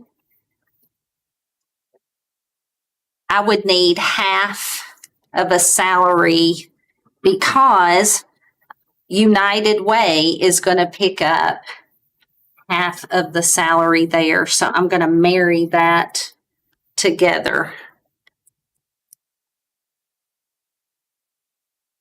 And that will be called an intervention coordinator. They will help with Grow Your Own, the 10-all core tutoring, the RTI intervention, and United Way grant. And our goal this year is to have 350 students in after-school tutoring, K through 3.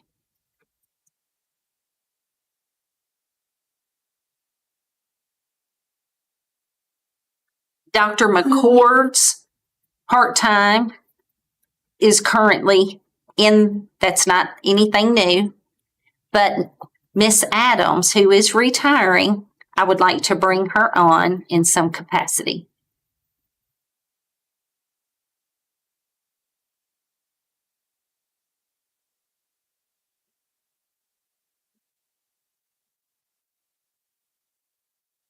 The life insurance will stay the same that we offer. The office of the superintendent, this is new, and I changed the verbiage, the title, to assistant director of schools, and to include a receptionist for the front. Those would be 2 new positions. Yes, sir. A receptionist for the assistant director of schools. No, sir. The receptionist for the front. Allison Here. Phelps is here, but she will be my secretary. So She would be the administrative assistant to the director. That she right now she's pulling 2. She's doing 2 things for me. She's multitasking. Mm-hmm. And what I did was I combined a position here, elementary and secondary secretary. We had 2 separate secretaries. I put that to 1. And then HR needed some help. And so I took one of the administrative assistants here, which you will get a new job description, and placed her under HR.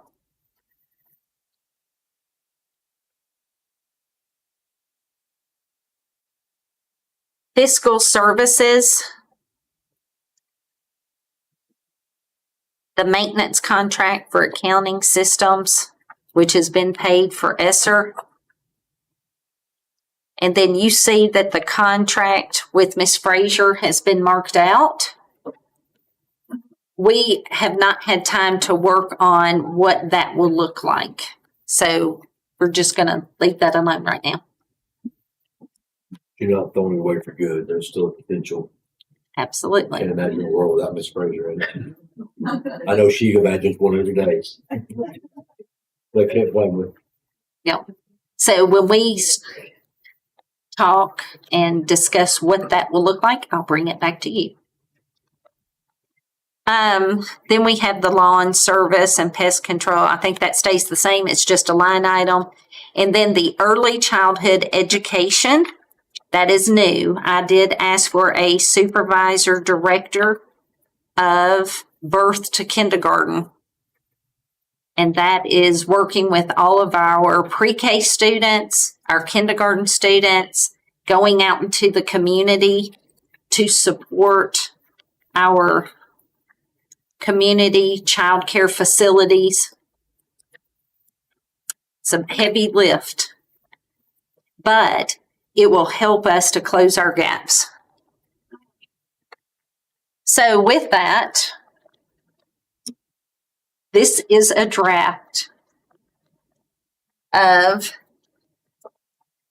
let me give you just the whole thing.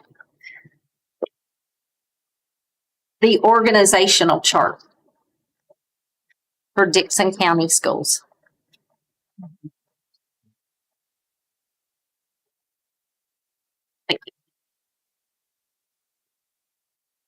So you're going to see an education side and then a non-academic, but we know that all of this is for the good of student success in schools. So we'll start with the education side.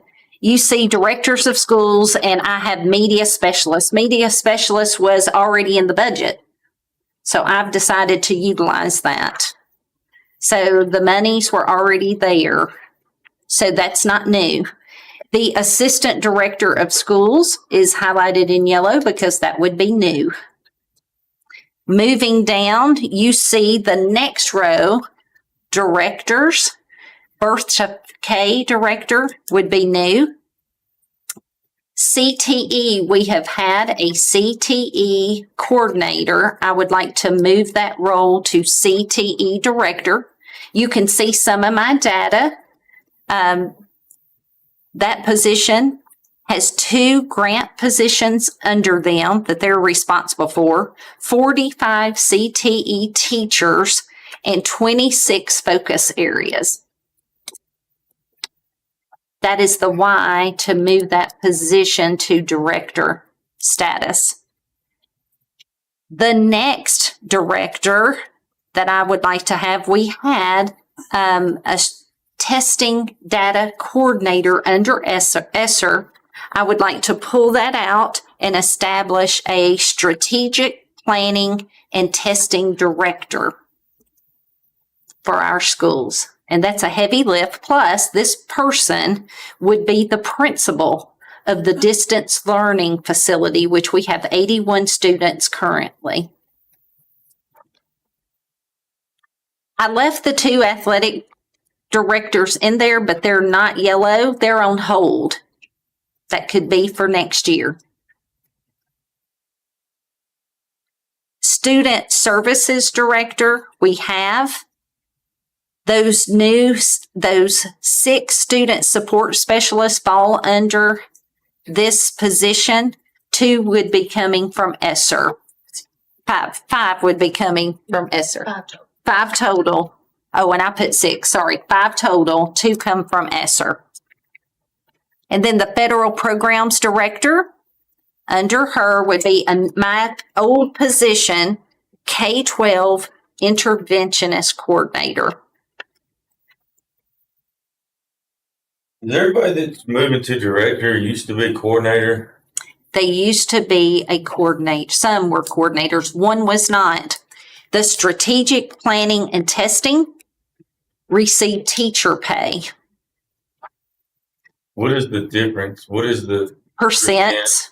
What is the percent for coordinator and director? Coordinators 14%, directors 33.5%. But I showed you some of the job descriptions, which I will share with you again. We're still working on those so that you can see the rationale behind my ask. If we go back over to special education director, you will see that there is a new position that would be coming from her budget, which is a standalone budget from our general fund, which is a preschool coordinator. And then I have asked for a social studies coordinator that you see here. And then the two bottom squares are all of our schools, which represent administrators. Are there questions on the academic draft chart, organizational chart?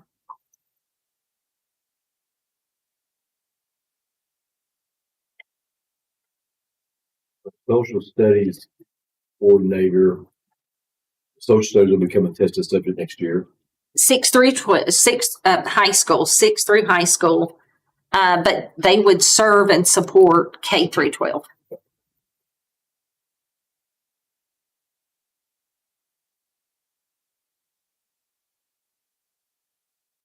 Okay, let's look on the back at the non-academic directors and coordinators. Again, you see the top, the media specialist, directors of schools, and assistant director of schools. You have coordinators and directors. You see on the third tier that I would like to take the transportation coordinator, move them to director, and the maintenance coordinator and move that position to director. My rationale is my transportation director supports 130 bus drivers. My maintenance director supports 20 maintenance personnel in all of our facilities. Under the technology coordinator, the instructional technology coordinator would be moved over from ESSER here. And this position helps all of our teachers and supports them with technology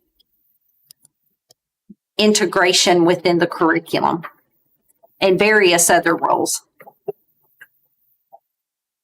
Under the human resource director, that is a new position, but not with money, because I took an administrative assistant from secondary and placed her in HR. I took the secondary of elementary education and added secondary education AA to their plate.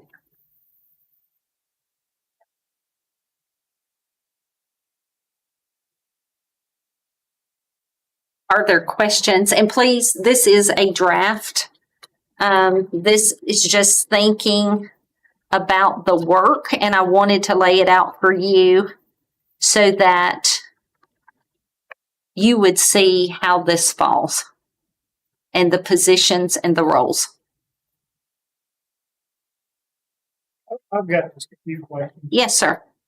CTE director, who was the CTE director under previously? The CTE director was under Dr. Marvin. Mm-hmm. The secondary director. So we're taking responsibilities away from our secondary. They would collaborate. Right. And we're also taking responsibilities away from our student services director, whereas he was also taking care of the maintenance. He was over maintenance and he was also over transportation. So are we still? They would be standalones. Right, I understand. Yes. So we're taking we're just moving responsibilities away from our student services and Yes. Secondary. And what else are we moving away from? The special ed, that was always under the director. Is that correct? Yes, sir. So that's not that was a director to begin. And I understand that correctly? Yes. Yes. Strategic planning and testing, that's a new position. We've had it for 3 years in ESSER. I need to pull it over, but I do not, due to the responsibilities I've given them, now they're going to be strategic planning with all the schools. They're over the district strategic plan with me, instructional plan. Then I've placed her as principal of the Distance Learning Academy with the added responsibilities and what that works look like. I want to, if allowed, to move that to a director level. You know how much it's going to cost us? Yeah. I do. It's in there. It is, you will see that all of that is placed in this budget. And the final, right now, 91,277,000. Page 16. Yes, sir.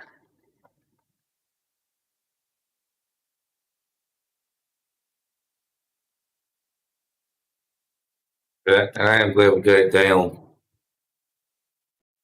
You know, it's But cost. That total, I would have to go back and, mhm. I'd be interested in knowing that. Okay. I'm sorry. I didn't mean to. Well, we basically just cut up 2 athletic directors, 2 elementary school teachers.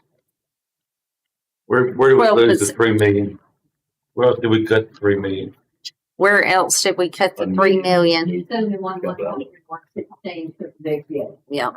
Okay. Because I did away with any extra positions that were budgeted in there that might have been used for what principals were asking for, but that's for the biggest, it's out of 160.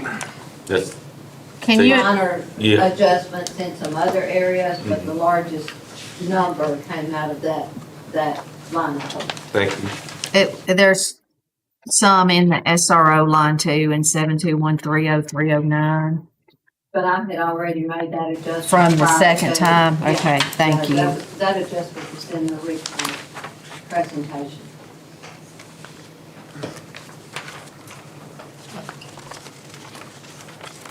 I wanted to ask another question if I Yes. could. Uh-huh. When we were going over this, we jumped right into this flow chart, Yes. but from what I can tell, we're looking at 32 new positions Mhm. with this paper. Does that sound about right? Possibly. Well, when you say, yes, except for there could be a possibility of the 8 grow your own not being brand new positions. Right. Yeah. So just count the 13 learning loss on that. Yeah. Okay. About 32 there. Mhm. And how many was on these? Well, on an organizational chart, you would not place all of the positions. That's just more of the, The ones you see on there are included in your other list, I think. Okay. Yeah. Okay. Yeah.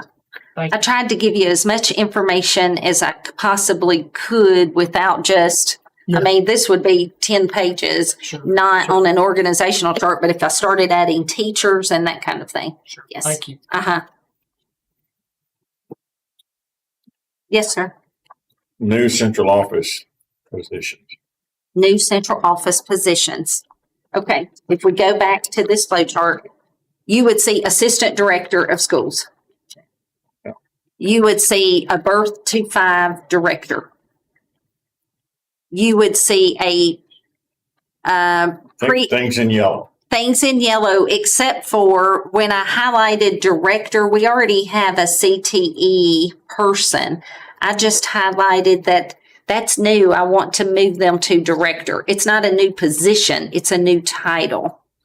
A new title, a new position, the strategic planning and testing director. That's new. The K-12 intervention coordinator, new. The social studies coordinator would be new. On the next page, instructional technologist, new. Director title, new, not position, for transportation. Director title for maintenance, new, but not position.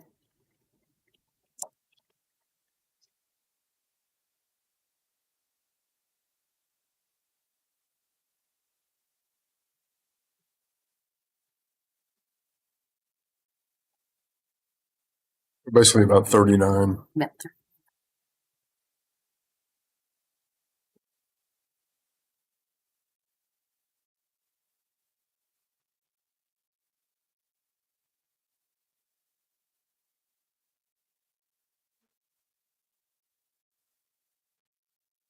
Six would be in the central office. 1, 2, 3, 5, 6. And then 1, 2, 3 new titles.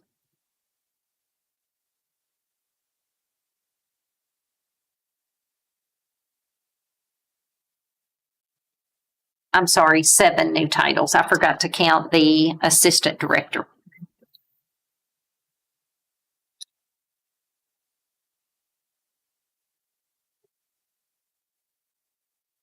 Is nutrition not come through this to be approved? You'll see the nutrition budget in May. It's a standalone. But it's just federally funded. I don't believe we don't fund it at all. We do. Sales of meals plus our reimbursement from the federal government. So there's local money, but the local money comes from the sale of food that for students and adults who do not qualify for reimbursement through the USDA. Okay. So it's what we call an enterprise fund. It is supposed to be self-sufficient. But you will see that in May. Mr. Williams and I will be sitting down this next week to really hammer in on his budget and see what we can do with that. Okay, thank you. Look forward to it. Yes, sir.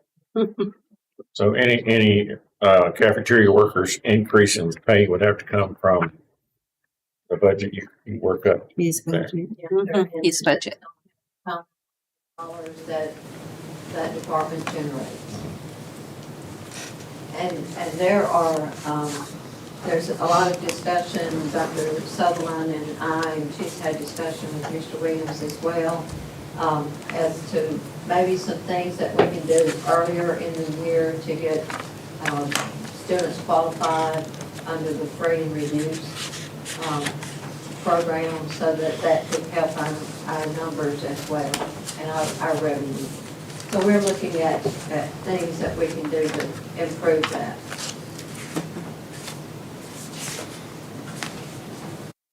Other than a step raise, absolutely nothing for classified employees, right? At this time. There is a $1,000 adjustment to each line on the pay matrix, and so it would be 1,000 plus a step raise. But it is, we did include something in the classified as well. Okay. That's right. Classified minus nutrition. Yes, sir. We're going to see what we can do.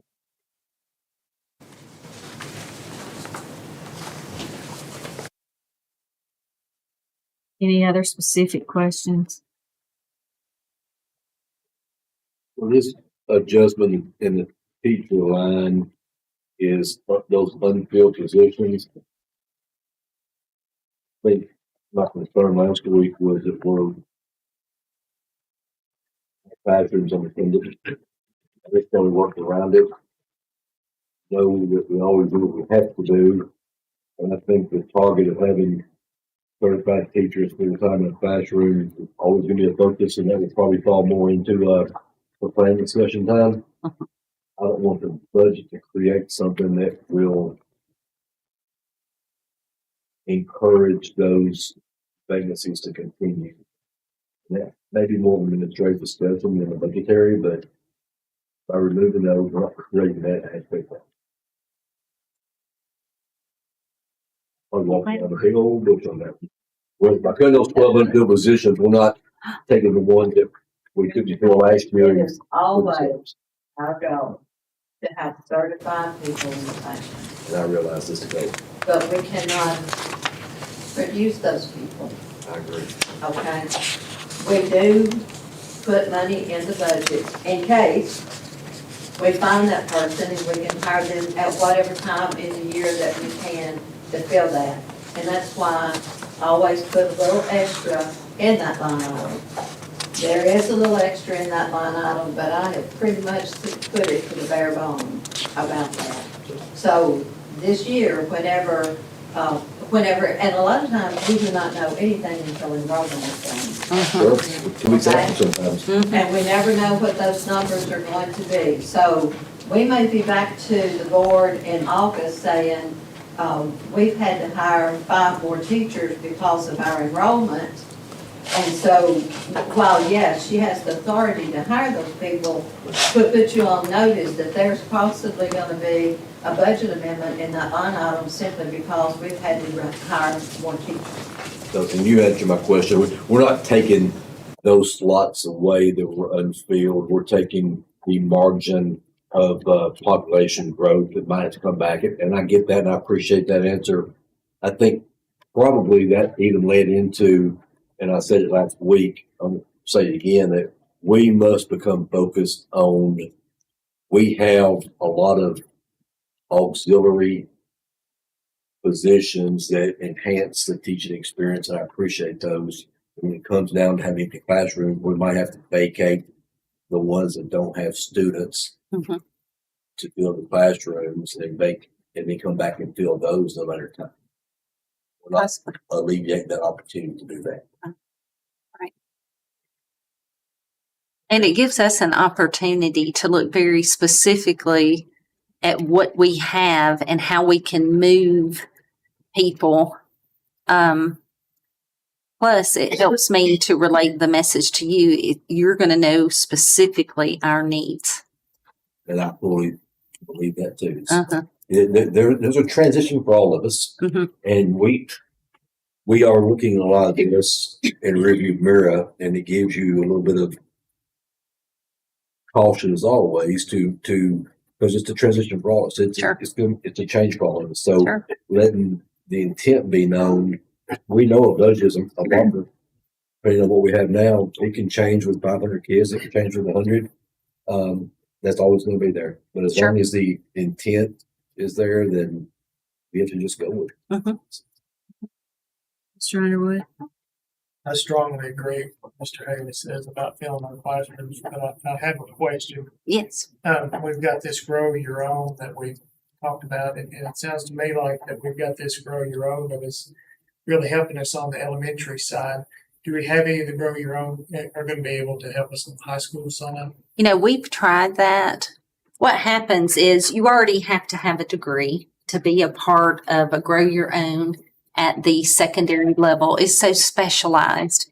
And so what we have to do is ask someone to come out of their job that already has commitments. That's the hard part. That's why I haven't found anyone that can go stop that and go take teacher assistant pay for a year and then get their master's through Belmont or Lipscomb. I have not found a candidate that could do that. And then at the end of that, everyone at the high school level is a master's, correct? everyone at the high school I level. said not everyone at the high school level has a master's. No, but the grow But your every- the own grow your own that's specializing right. to go into that, none of them in the high school. And they have to have a degree that's not in education to be a candidate. And we would want to choose candidates that are interested in the classrooms we're trying to fill, Right, which right. would be math, science, and possibly English. We can get more English teachers than actually math and science. But it would have to be for me to fill a need that we need at our high schools.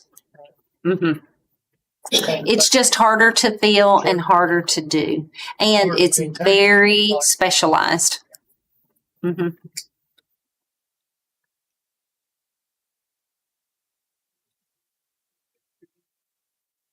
gonna look at this.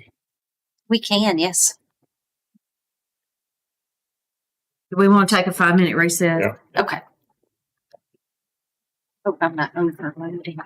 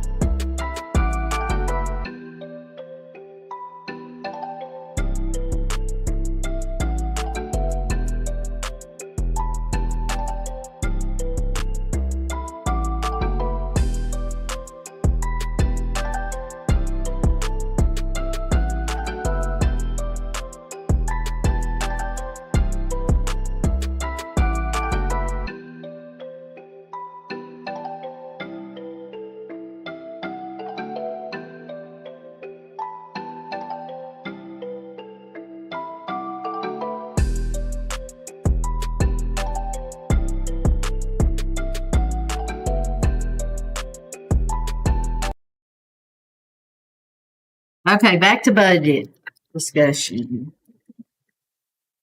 Any other questions on this budget? You want to go to the No, I'm sorry. teacher scale? Or you want to do that first? Anybody have questions on the scale?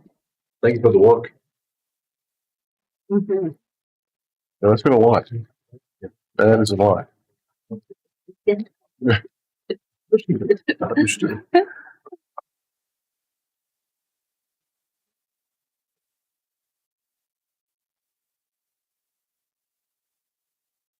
I think $2,300 off of our $50,000 goal. Yeah, It has to be there by what year? 25, 26. On the right pace, though. Mhm. Yeah, Do that that'll be a this nice, year, next year. it's been a nice raise each year, so. Sure.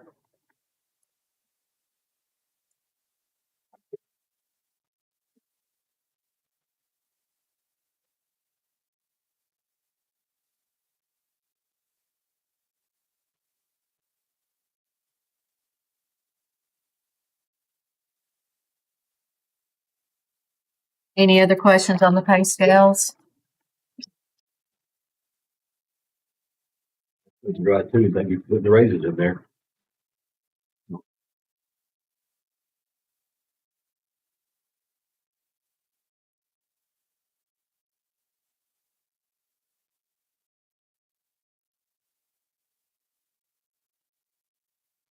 Okay, any questions about the budget totals on page 16? I guess is it 76,100? We had talked about having an amount. Is that the 1.3? 76. Yes, she added a million. Yes. Both of the consultants, 50,000, that's for some design work. It won't cover a whole lot of it, but that is some design work already in the budget that wouldn't have to be approved as an amendment. I have no idea what a design work on the facilities is gonna be, but at least this is a start. Okay. And then the $100,000 that is there under building construction, that's the ISM grant. That he will be purchasing items for the CTE building when that's done. And then, we've just got other capital outlay in the amount of $1 million to cover some other general projects that we might do. Thank you.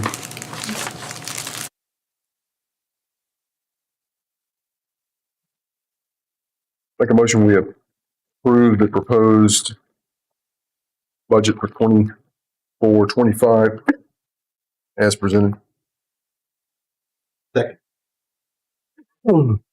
Have a motion to approve the 24-25 budget as presented in a second.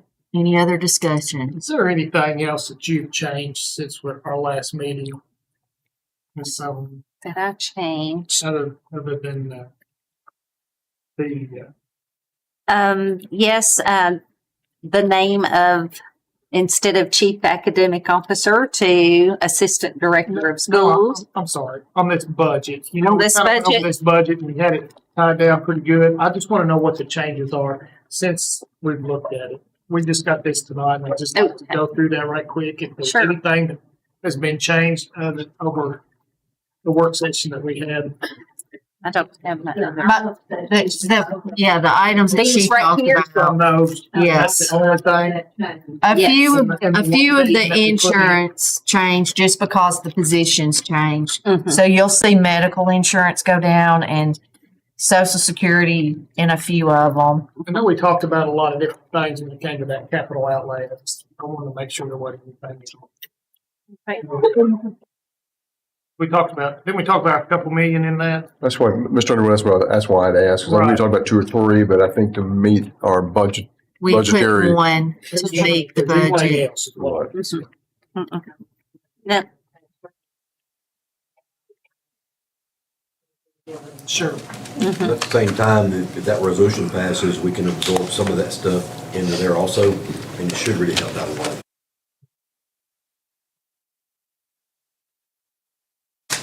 Any other questions? Roll call vote, please. Mr. Vanderwart, Yes. Ms. Brogdon, Yes. Mr. Haley, Yes. Mr. Chadwick, Yes. Mr. Underwood, Yes. Mr. Parker. Yes.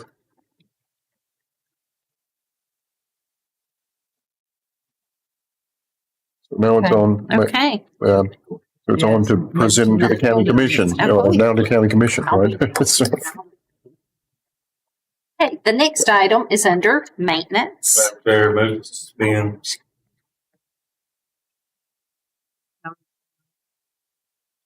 He's- Order would be a point of order, maybe. I'll tell you whatever you want me to tell you if you explain it to me how I can He's wanting understand. to add back in. I want to add Dickson High School's athletics Okay. to the agenda to be voted on, to be approved on the design. Okay. Yeah, we need to suspend the rule. Second, suspend the rules. Have a motion to suspend in a second. Roll call vote, please. Mr. Vanderwart, Yes. Ms. Brogdon, Yes. Mr. Haley, Yes. Mr. Chadwick, Yes. Mr. Underwood, Yes. Mr. Parker. Yes. All right, Mr. Parker. I'd like to add Dickson County High School athletic design to maintenance board. Okay with that?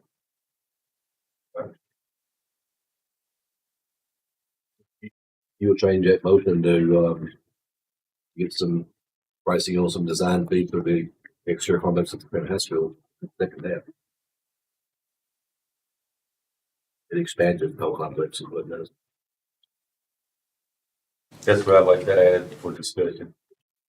Say it one more time. Say it again. Go ahead. To, let me make the motion in a second. Go ahead. Make a motion to seek design fees and board approved to hire for design fees for Dickson County High School complex. Talk about some design work to look at the athletic fields, the lighting, the overall campus on how to make the best use of it. And I think the intent is to hire a design firm, get some pricing whether we want to hire them to start that work. It's going to be a budget amendment and has to be approved. But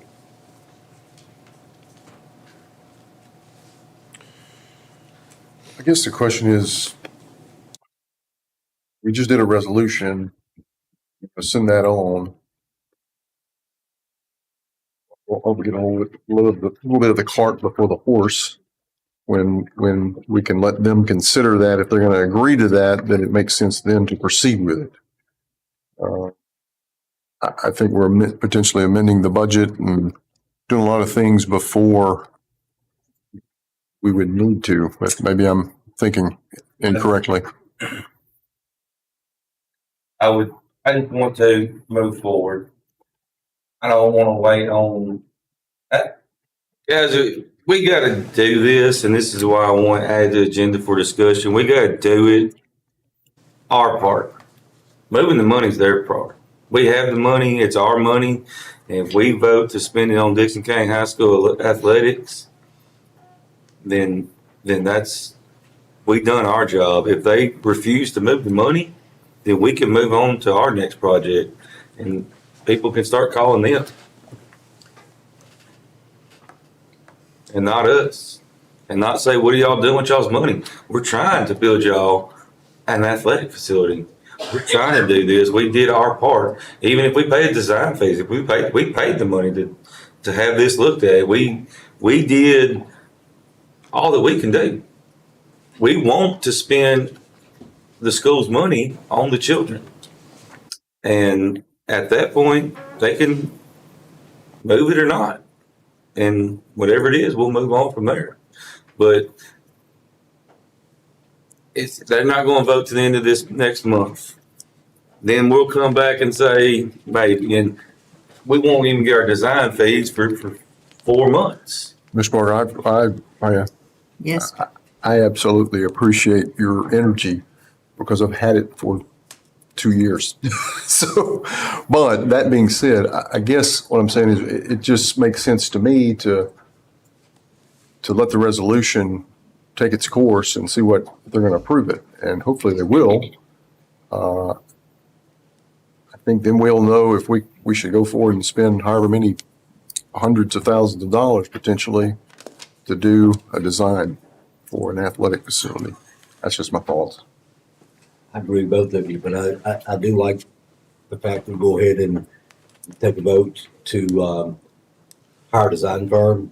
Of course, it would be, they get their fees back, we get it a month earlier by going and doing that. And we need to get design what we're gonna do separate from the resolution, although I agree with Mr. Vanderboard. I think if we wait till then, it just takes another month and another month. We're just gonna be voting to appoint the design firm to get started, not to spend the money. They come back and tell us what's involved in it. They're here next month and we've got that vote out of the way. So I see both sides. It gets us moving. We're gonna design whether they get the money or not. We still got to design what we have in mind for that complex, whether they give us that money and resolution or not. We need to design it and give direct before they come with it.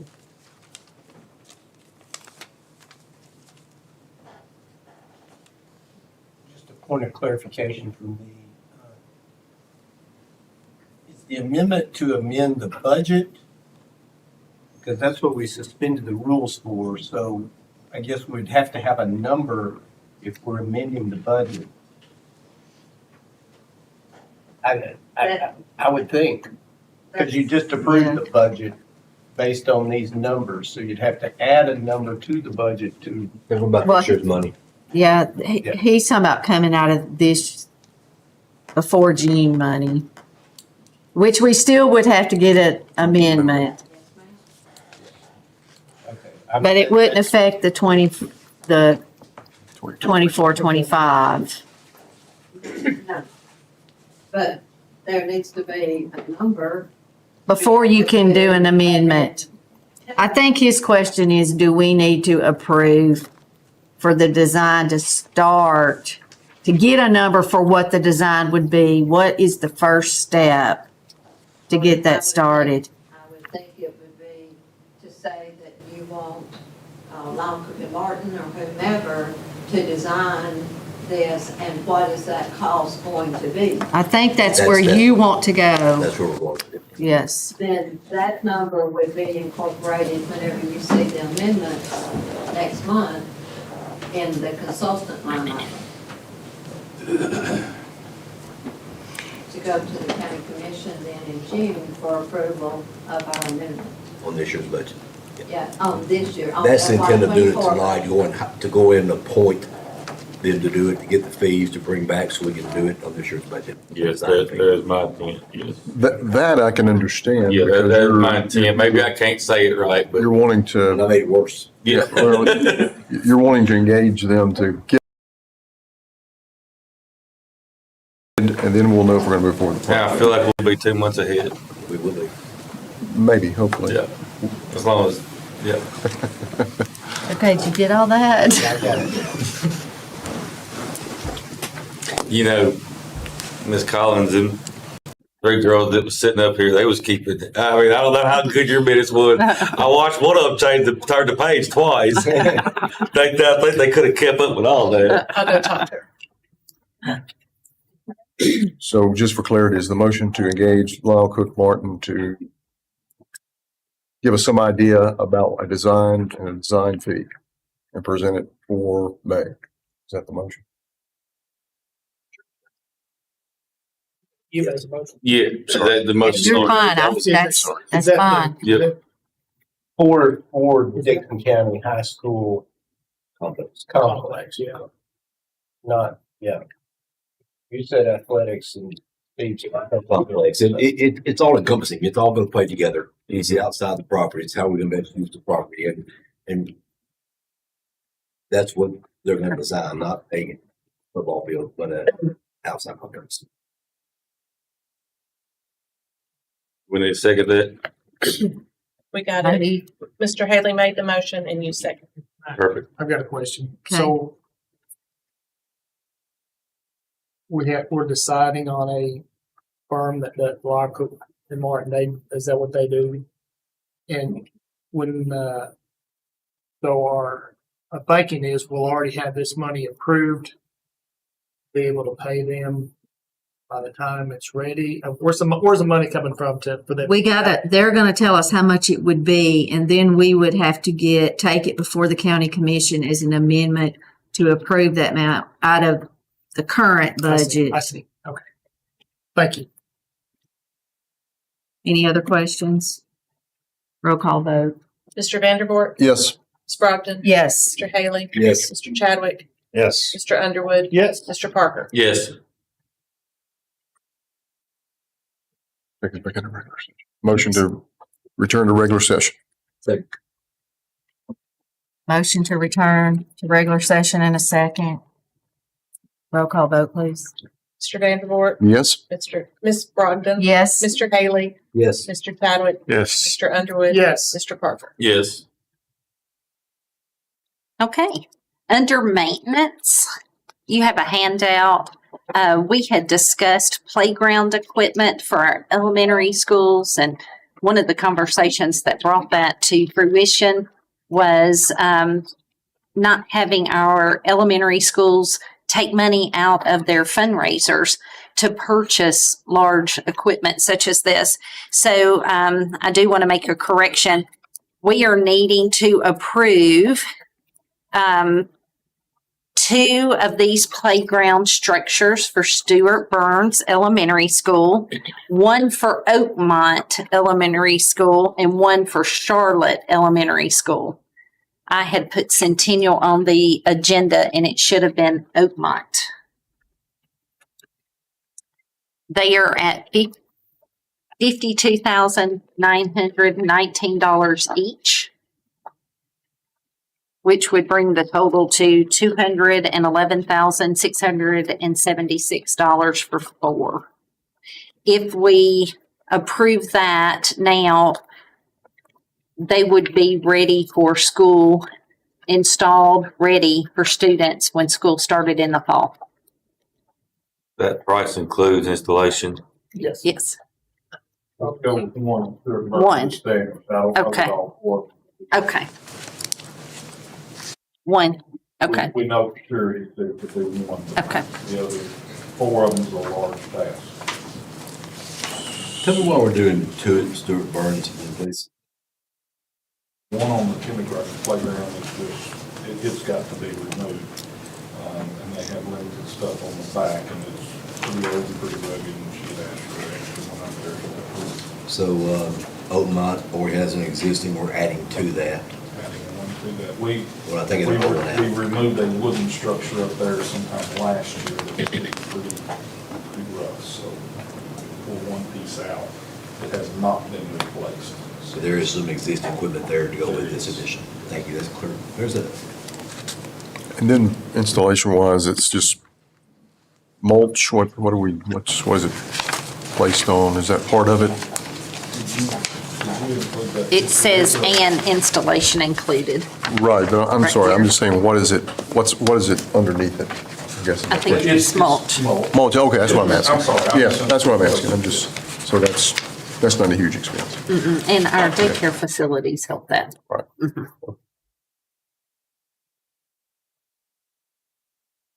So we're approving 3, not 4? Or are we still approving the 4, but only 3 would be done before school? Is that what you Maybe said? 1. Maybe 1, okay. If they can do one, if they can do more, it will, but the one. The one at Burns is the first The one one. on the kindergarten playground out front, the one we're gonna have to pull out. Make a motion to approve. Second. Any other discussion? Have a motion to approve the 4 pieces of playground equipment in a second.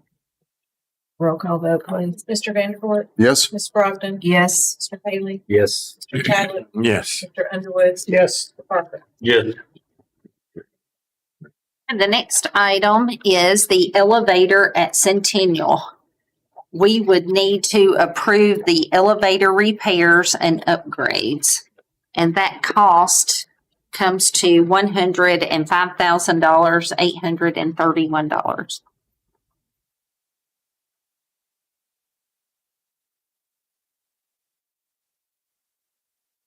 Currently not working. It is not working. Motion to approve.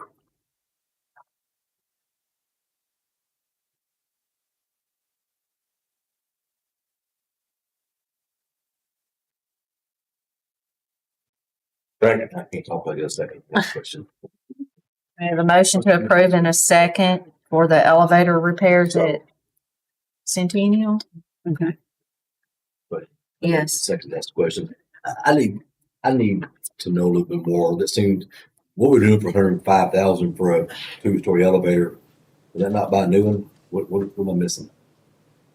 I didn't price the new one, Mr. Davis. So- But this is a modernization kit.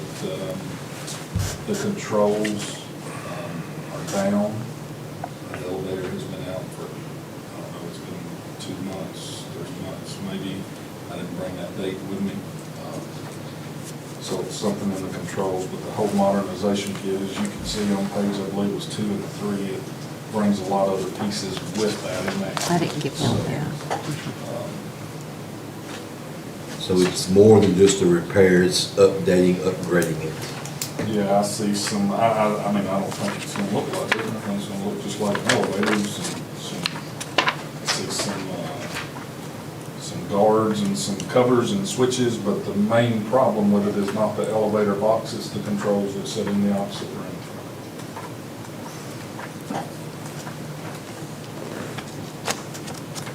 How long has it been down? It's been a while. Ms. Frazier, can you help me with that? I think it's been, well, this quote come in March 25th, but it was down, we had them come out to work on it, they couldn't get it, so they sent, I think, a serviceman out, and they started working on the price. I'm gonna guess, I hate guessing, but 2 months, 3 months. Okay, 2 months, 3 okay. months is the- No, I was just curious because we got folks with disabilities. You know, that's an issue. That was the conversation we all had.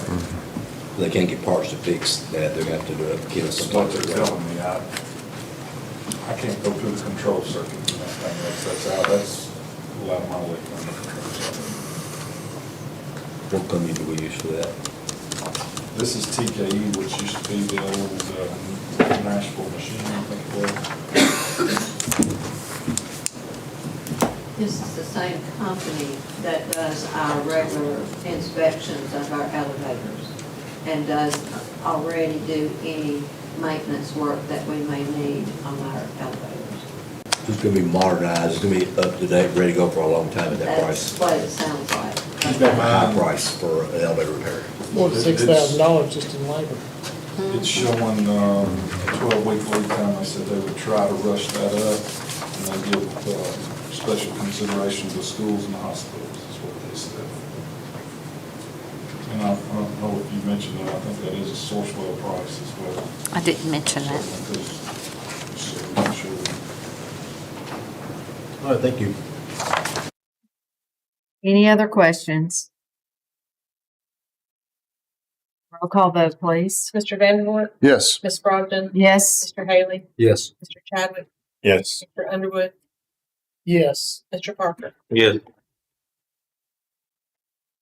Next on the agenda is our human resource report. Oh, okay. I'm sorry. Let's back up. We've got to approve the Welcome Center at Van Leer Elementary. Motion to approve. I'll second it. Motion to approve and a second for the Welcome Center at Van Leer. Any other discussion? Who's designing this? Is it the same people done the other ones? Same design as we built the other. Can we get them to fix the design to where the buses can fit through there comfortably? Because the one we've got at Creekwood is not up to par. Okay. We can go out and drive if need be. Who's going to tell me what size drive they're I don't wanna pop any more tires going through there with the bus. That's what I'm trying to get away from. We need it wide enough to do that. I just want to make sure we got it wide enough to get through there. I don't know who's going to be over that project, but whoever it is, I recommend they make it wide enough this time. The average lane on the road is 12 foot wide, wide enough to see you. What's my start to see you?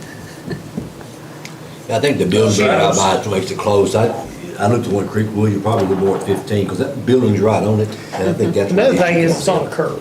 It's But I want them that curve, and yeah. the drive did get widened on the side over there a little bit, but we'll go back and widen that if we need to. I think them putting that rolling curve in there helped a little bit to where they wouldn't pop those tires. I just don't want to bend up a bunch of rims or a bunch of tires. They're expensive. Tires are expensive. Marie, everybody here? Any other comments? Roll call vote, please. Mr. Vanderpool, Yes. Ms. Brogdon, Yes. Mr. Haley, Yes. Mr. Chadwick, Yes. Mr. Underwood, Yes. Mr. Parker. Yes. Okay. The next category is human resources. You see our human resource report for April. And I would like to read out our retirement category. Ernestine Adams, Director of Elementary Education, 40 years. Penny Baker, Office Assistant, 29 years. Sandra Cook, 10 All-Core Teacher Tutor, 32 years. Pam Davidson, Attendant Secretary, 3 years. Tamala Green, Math Teacher, 27 years. Ellen Hugh, Sped Teacher, 35 years. Terry Pfeiffer, Bus Driver, 5 years. Vicki Teal, 4th grade teacher, 16 years.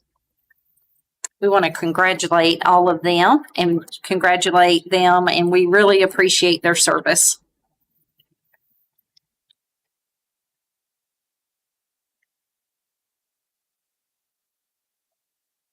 Questions regarding the human resource report? Okay, we'll move on to student services. We have several field trips. Our first one's Creekwood High School end of year band trip. They're going to Pigeon Forge. Our junior ROTC Cadet Leadership Challenge will be in Greenville, Kentucky in June. Junior ROTC Cadet Leadership at Creekwood will go to the Ford Training Center in Kentucky in June.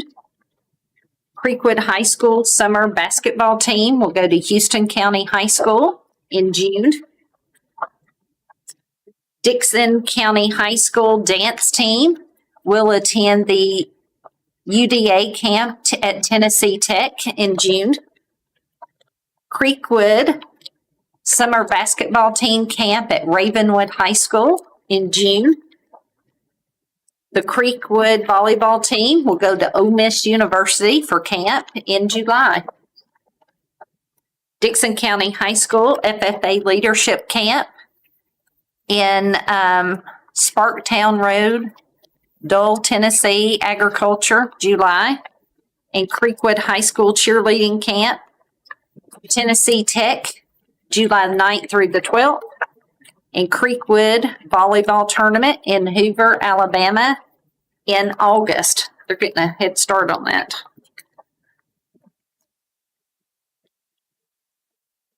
Are there questions in regards to field trips? More comments. I was just noticing that JROTC schedule, probably not the usual for most students that with their summer waking up at 05:30 and going to bed at 10. Training early. Training early. You understand that, don't you? I have a grip. Oh, yeah. Make a motion, we approve the requested trips. Second. Have a motion to approve the requested field trips and a second. Any other discussion? Roll call vote, please. Mr. Vanderboard, Yes? Ms. Brogdon, Yes. Mr. Haley, Yes. Mr. Chadwick, Yes. Mr. Underwood, Yes. Mr. Parker. Yes. Okay. Director's report. One of the conversations that we had at our last planning was one of the things I would like to see happen as one of our focus is the aviation program. I received my Austin P book and I copied you the new aviation program at Austin P. And so I think that's, I'm glad to see that Austin P so close to us has capitalized on that need. And so I just wanted to share that with you. Also, again, part of the why to our early childhood director. This is a pamphlet that was created with data on the importance of what we do with our children from birth to 5 and some data. This pamphlet we will share with parents on the importance of literacy and math, conversations, games with our youngest learners, even before they get to us in kindergarten. So I just wanted to share this research with you and have any questions at our next gathering, feel free to ask that. Is this what our birth through K director is going to be? This is Yeah. part of the why Facilitating behind that. this. Yes, yes. Very well. Well, there's lots going on. Next week, we have the Directors Awards, Tuesday evening, April 30th. And then we have our end of the year teacher banquet that will occur on Thursday, May 2nd. So if you have not bought your second ticket, we encourage you to do so, and we hope that all of you will be present. Lots happening. Testing we'll conclude testing next Tuesday. Graduation is quickly approaching. We are hosting Special Olympics May 10th at Creekwood High School. Love for you to come out. Dr. Johnson has done a good job with that, and we look forward to that. Prom is next Saturday at Dickson County High School. I don't think it's at Dickson, it's at Montgomery Bell, but Dickson County High School will celebrate prom there. And then we're wrapping up spring sports. Lots happening in Dickson County.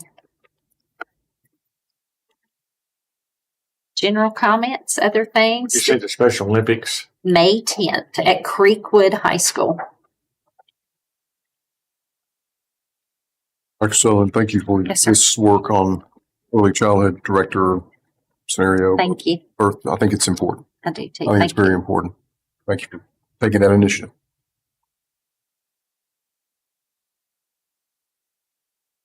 Okay, next we have comments by DCEA. Especially for us with great teachers, because that's one of our key standards. Thank you. And then I also want to thank you, Dr. McCord and Ms. Frazier, St. Adams, and Henry Hall for meeting with us each month. I really believe over the last couple of years, we've done a lot of good with that conversation. I truly appreciate that. And thank you guys for allowing us to speak. It's my hope that you enjoy hearing some of the good things that are going on in our school system and being positive. With that being said, our K through 2nd podcast adopted a 3 through 5 class and passed out encouraging notes each day to the testers that had a little piece of candy in there.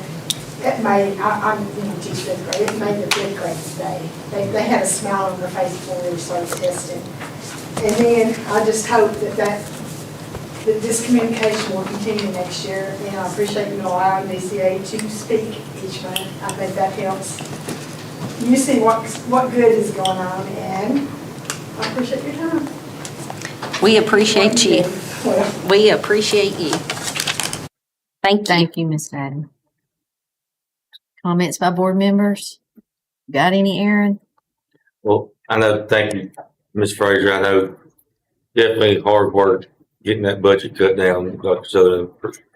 not going unrecognized. I'm glad y'all did do it to meet the criteria that we needed to meet. But, Ms. Ernestine, 4 years, a long time. It's very bittersweet to see you go. It's a good thing. I'm glad you get a chance to retire like that. And the success of our elementary schools reflect good leadership. So Excellent. it's a sad day for the district for you to retire, but we're happy. I'm definitely happy for you to do that. I hope you spend more time back with us than you did in retirement. Stay tuned. She's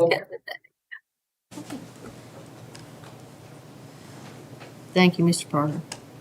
I don't want to be redundant, but I do appreciate y'all as well, and I appreciate the vision that you're bringing Thank you. with you, and I'm going to miss you.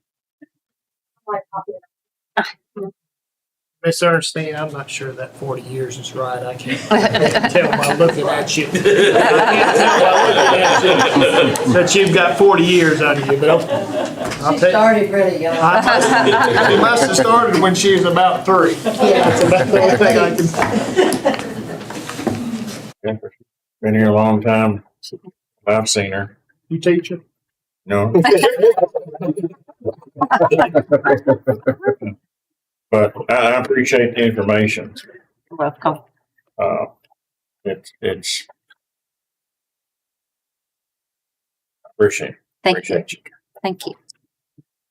I want to recognize our student board representatives, but I understand that they needed to leave. They've had a challenging year to be in that position, and they'll probably see this or hear it. I do want to, I'm thinking later on, I'll see them, that they've been real troopers. Been a lot going on over the last year. There's a lot of good things coming in the future, and all of you sitting out here are part of it, coming and staying to hear us, and we try to piece together what I think is a common goal, and I think Dr. Soul's on a great start for that. We all want what's best for the district, for the students, for the people, and a lot of work goes on. I appreciate all of you, especially y'all do 14-hour days and still come listen to this. Thank you all for the budget work. As they've said, I won't repeat it. And those of you that are retiring, you're both all going to be missed. So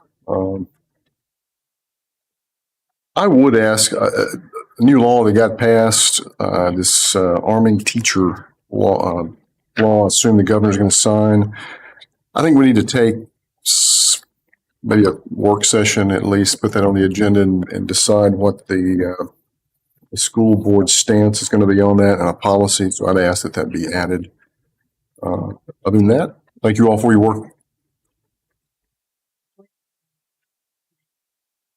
Because I'm assuming we're wanting to discuss that before the next school year, correct? Absolutely. Yes. Yeah, May 9th. You do have a May 9th? I'd ask that it be added to that agenda if it's, that's what I have, a work session, 6. 6 p.m.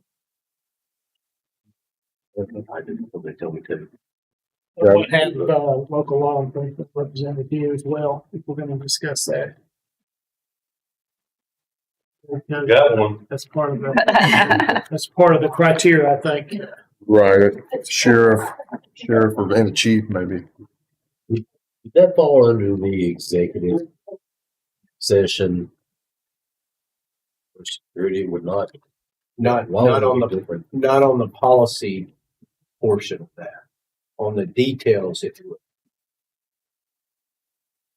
would. Make that separation, because it really seems contradictory to what the security discussions are about. Right, but it's the policy issue of whether or not the board wants to enter into a memorandum of understanding. The details of which I would thought would be an executive committee, then you would. The details of the MOU would be privileged, but the policy would would not. And just, I mean, There's a gray area. and I'll get something out to the board on the law that's been passed that the governor has announced that he's going to sign. but we would have to have MOUs with, I think White Bluff has their own police force, Burns does. I don't think Van Leer does, so that would be the county. Dickson, we would have to have an MOU. Wherever you have, whoever is the appropriate law enforcement, the highest law enforcement officer, where that school is located, we'd have to have the MOU. So that's the point. There's a lot of moving parts, and I think we need to decide. I knew there was some amendments to it. I just hadn't seen the final product of the law, I guess is some of the question too. I want to especially thank Ms. Frazier for the work you had to put in. I know how much work it is, and I appreciate y'all making the changes, and I know it was a lot of work. 17 years of doing it here and many years prior to, so. I appreciate it. Yes, ma'am. Thank you. Thank y'all very much for hanging in there with us. We are.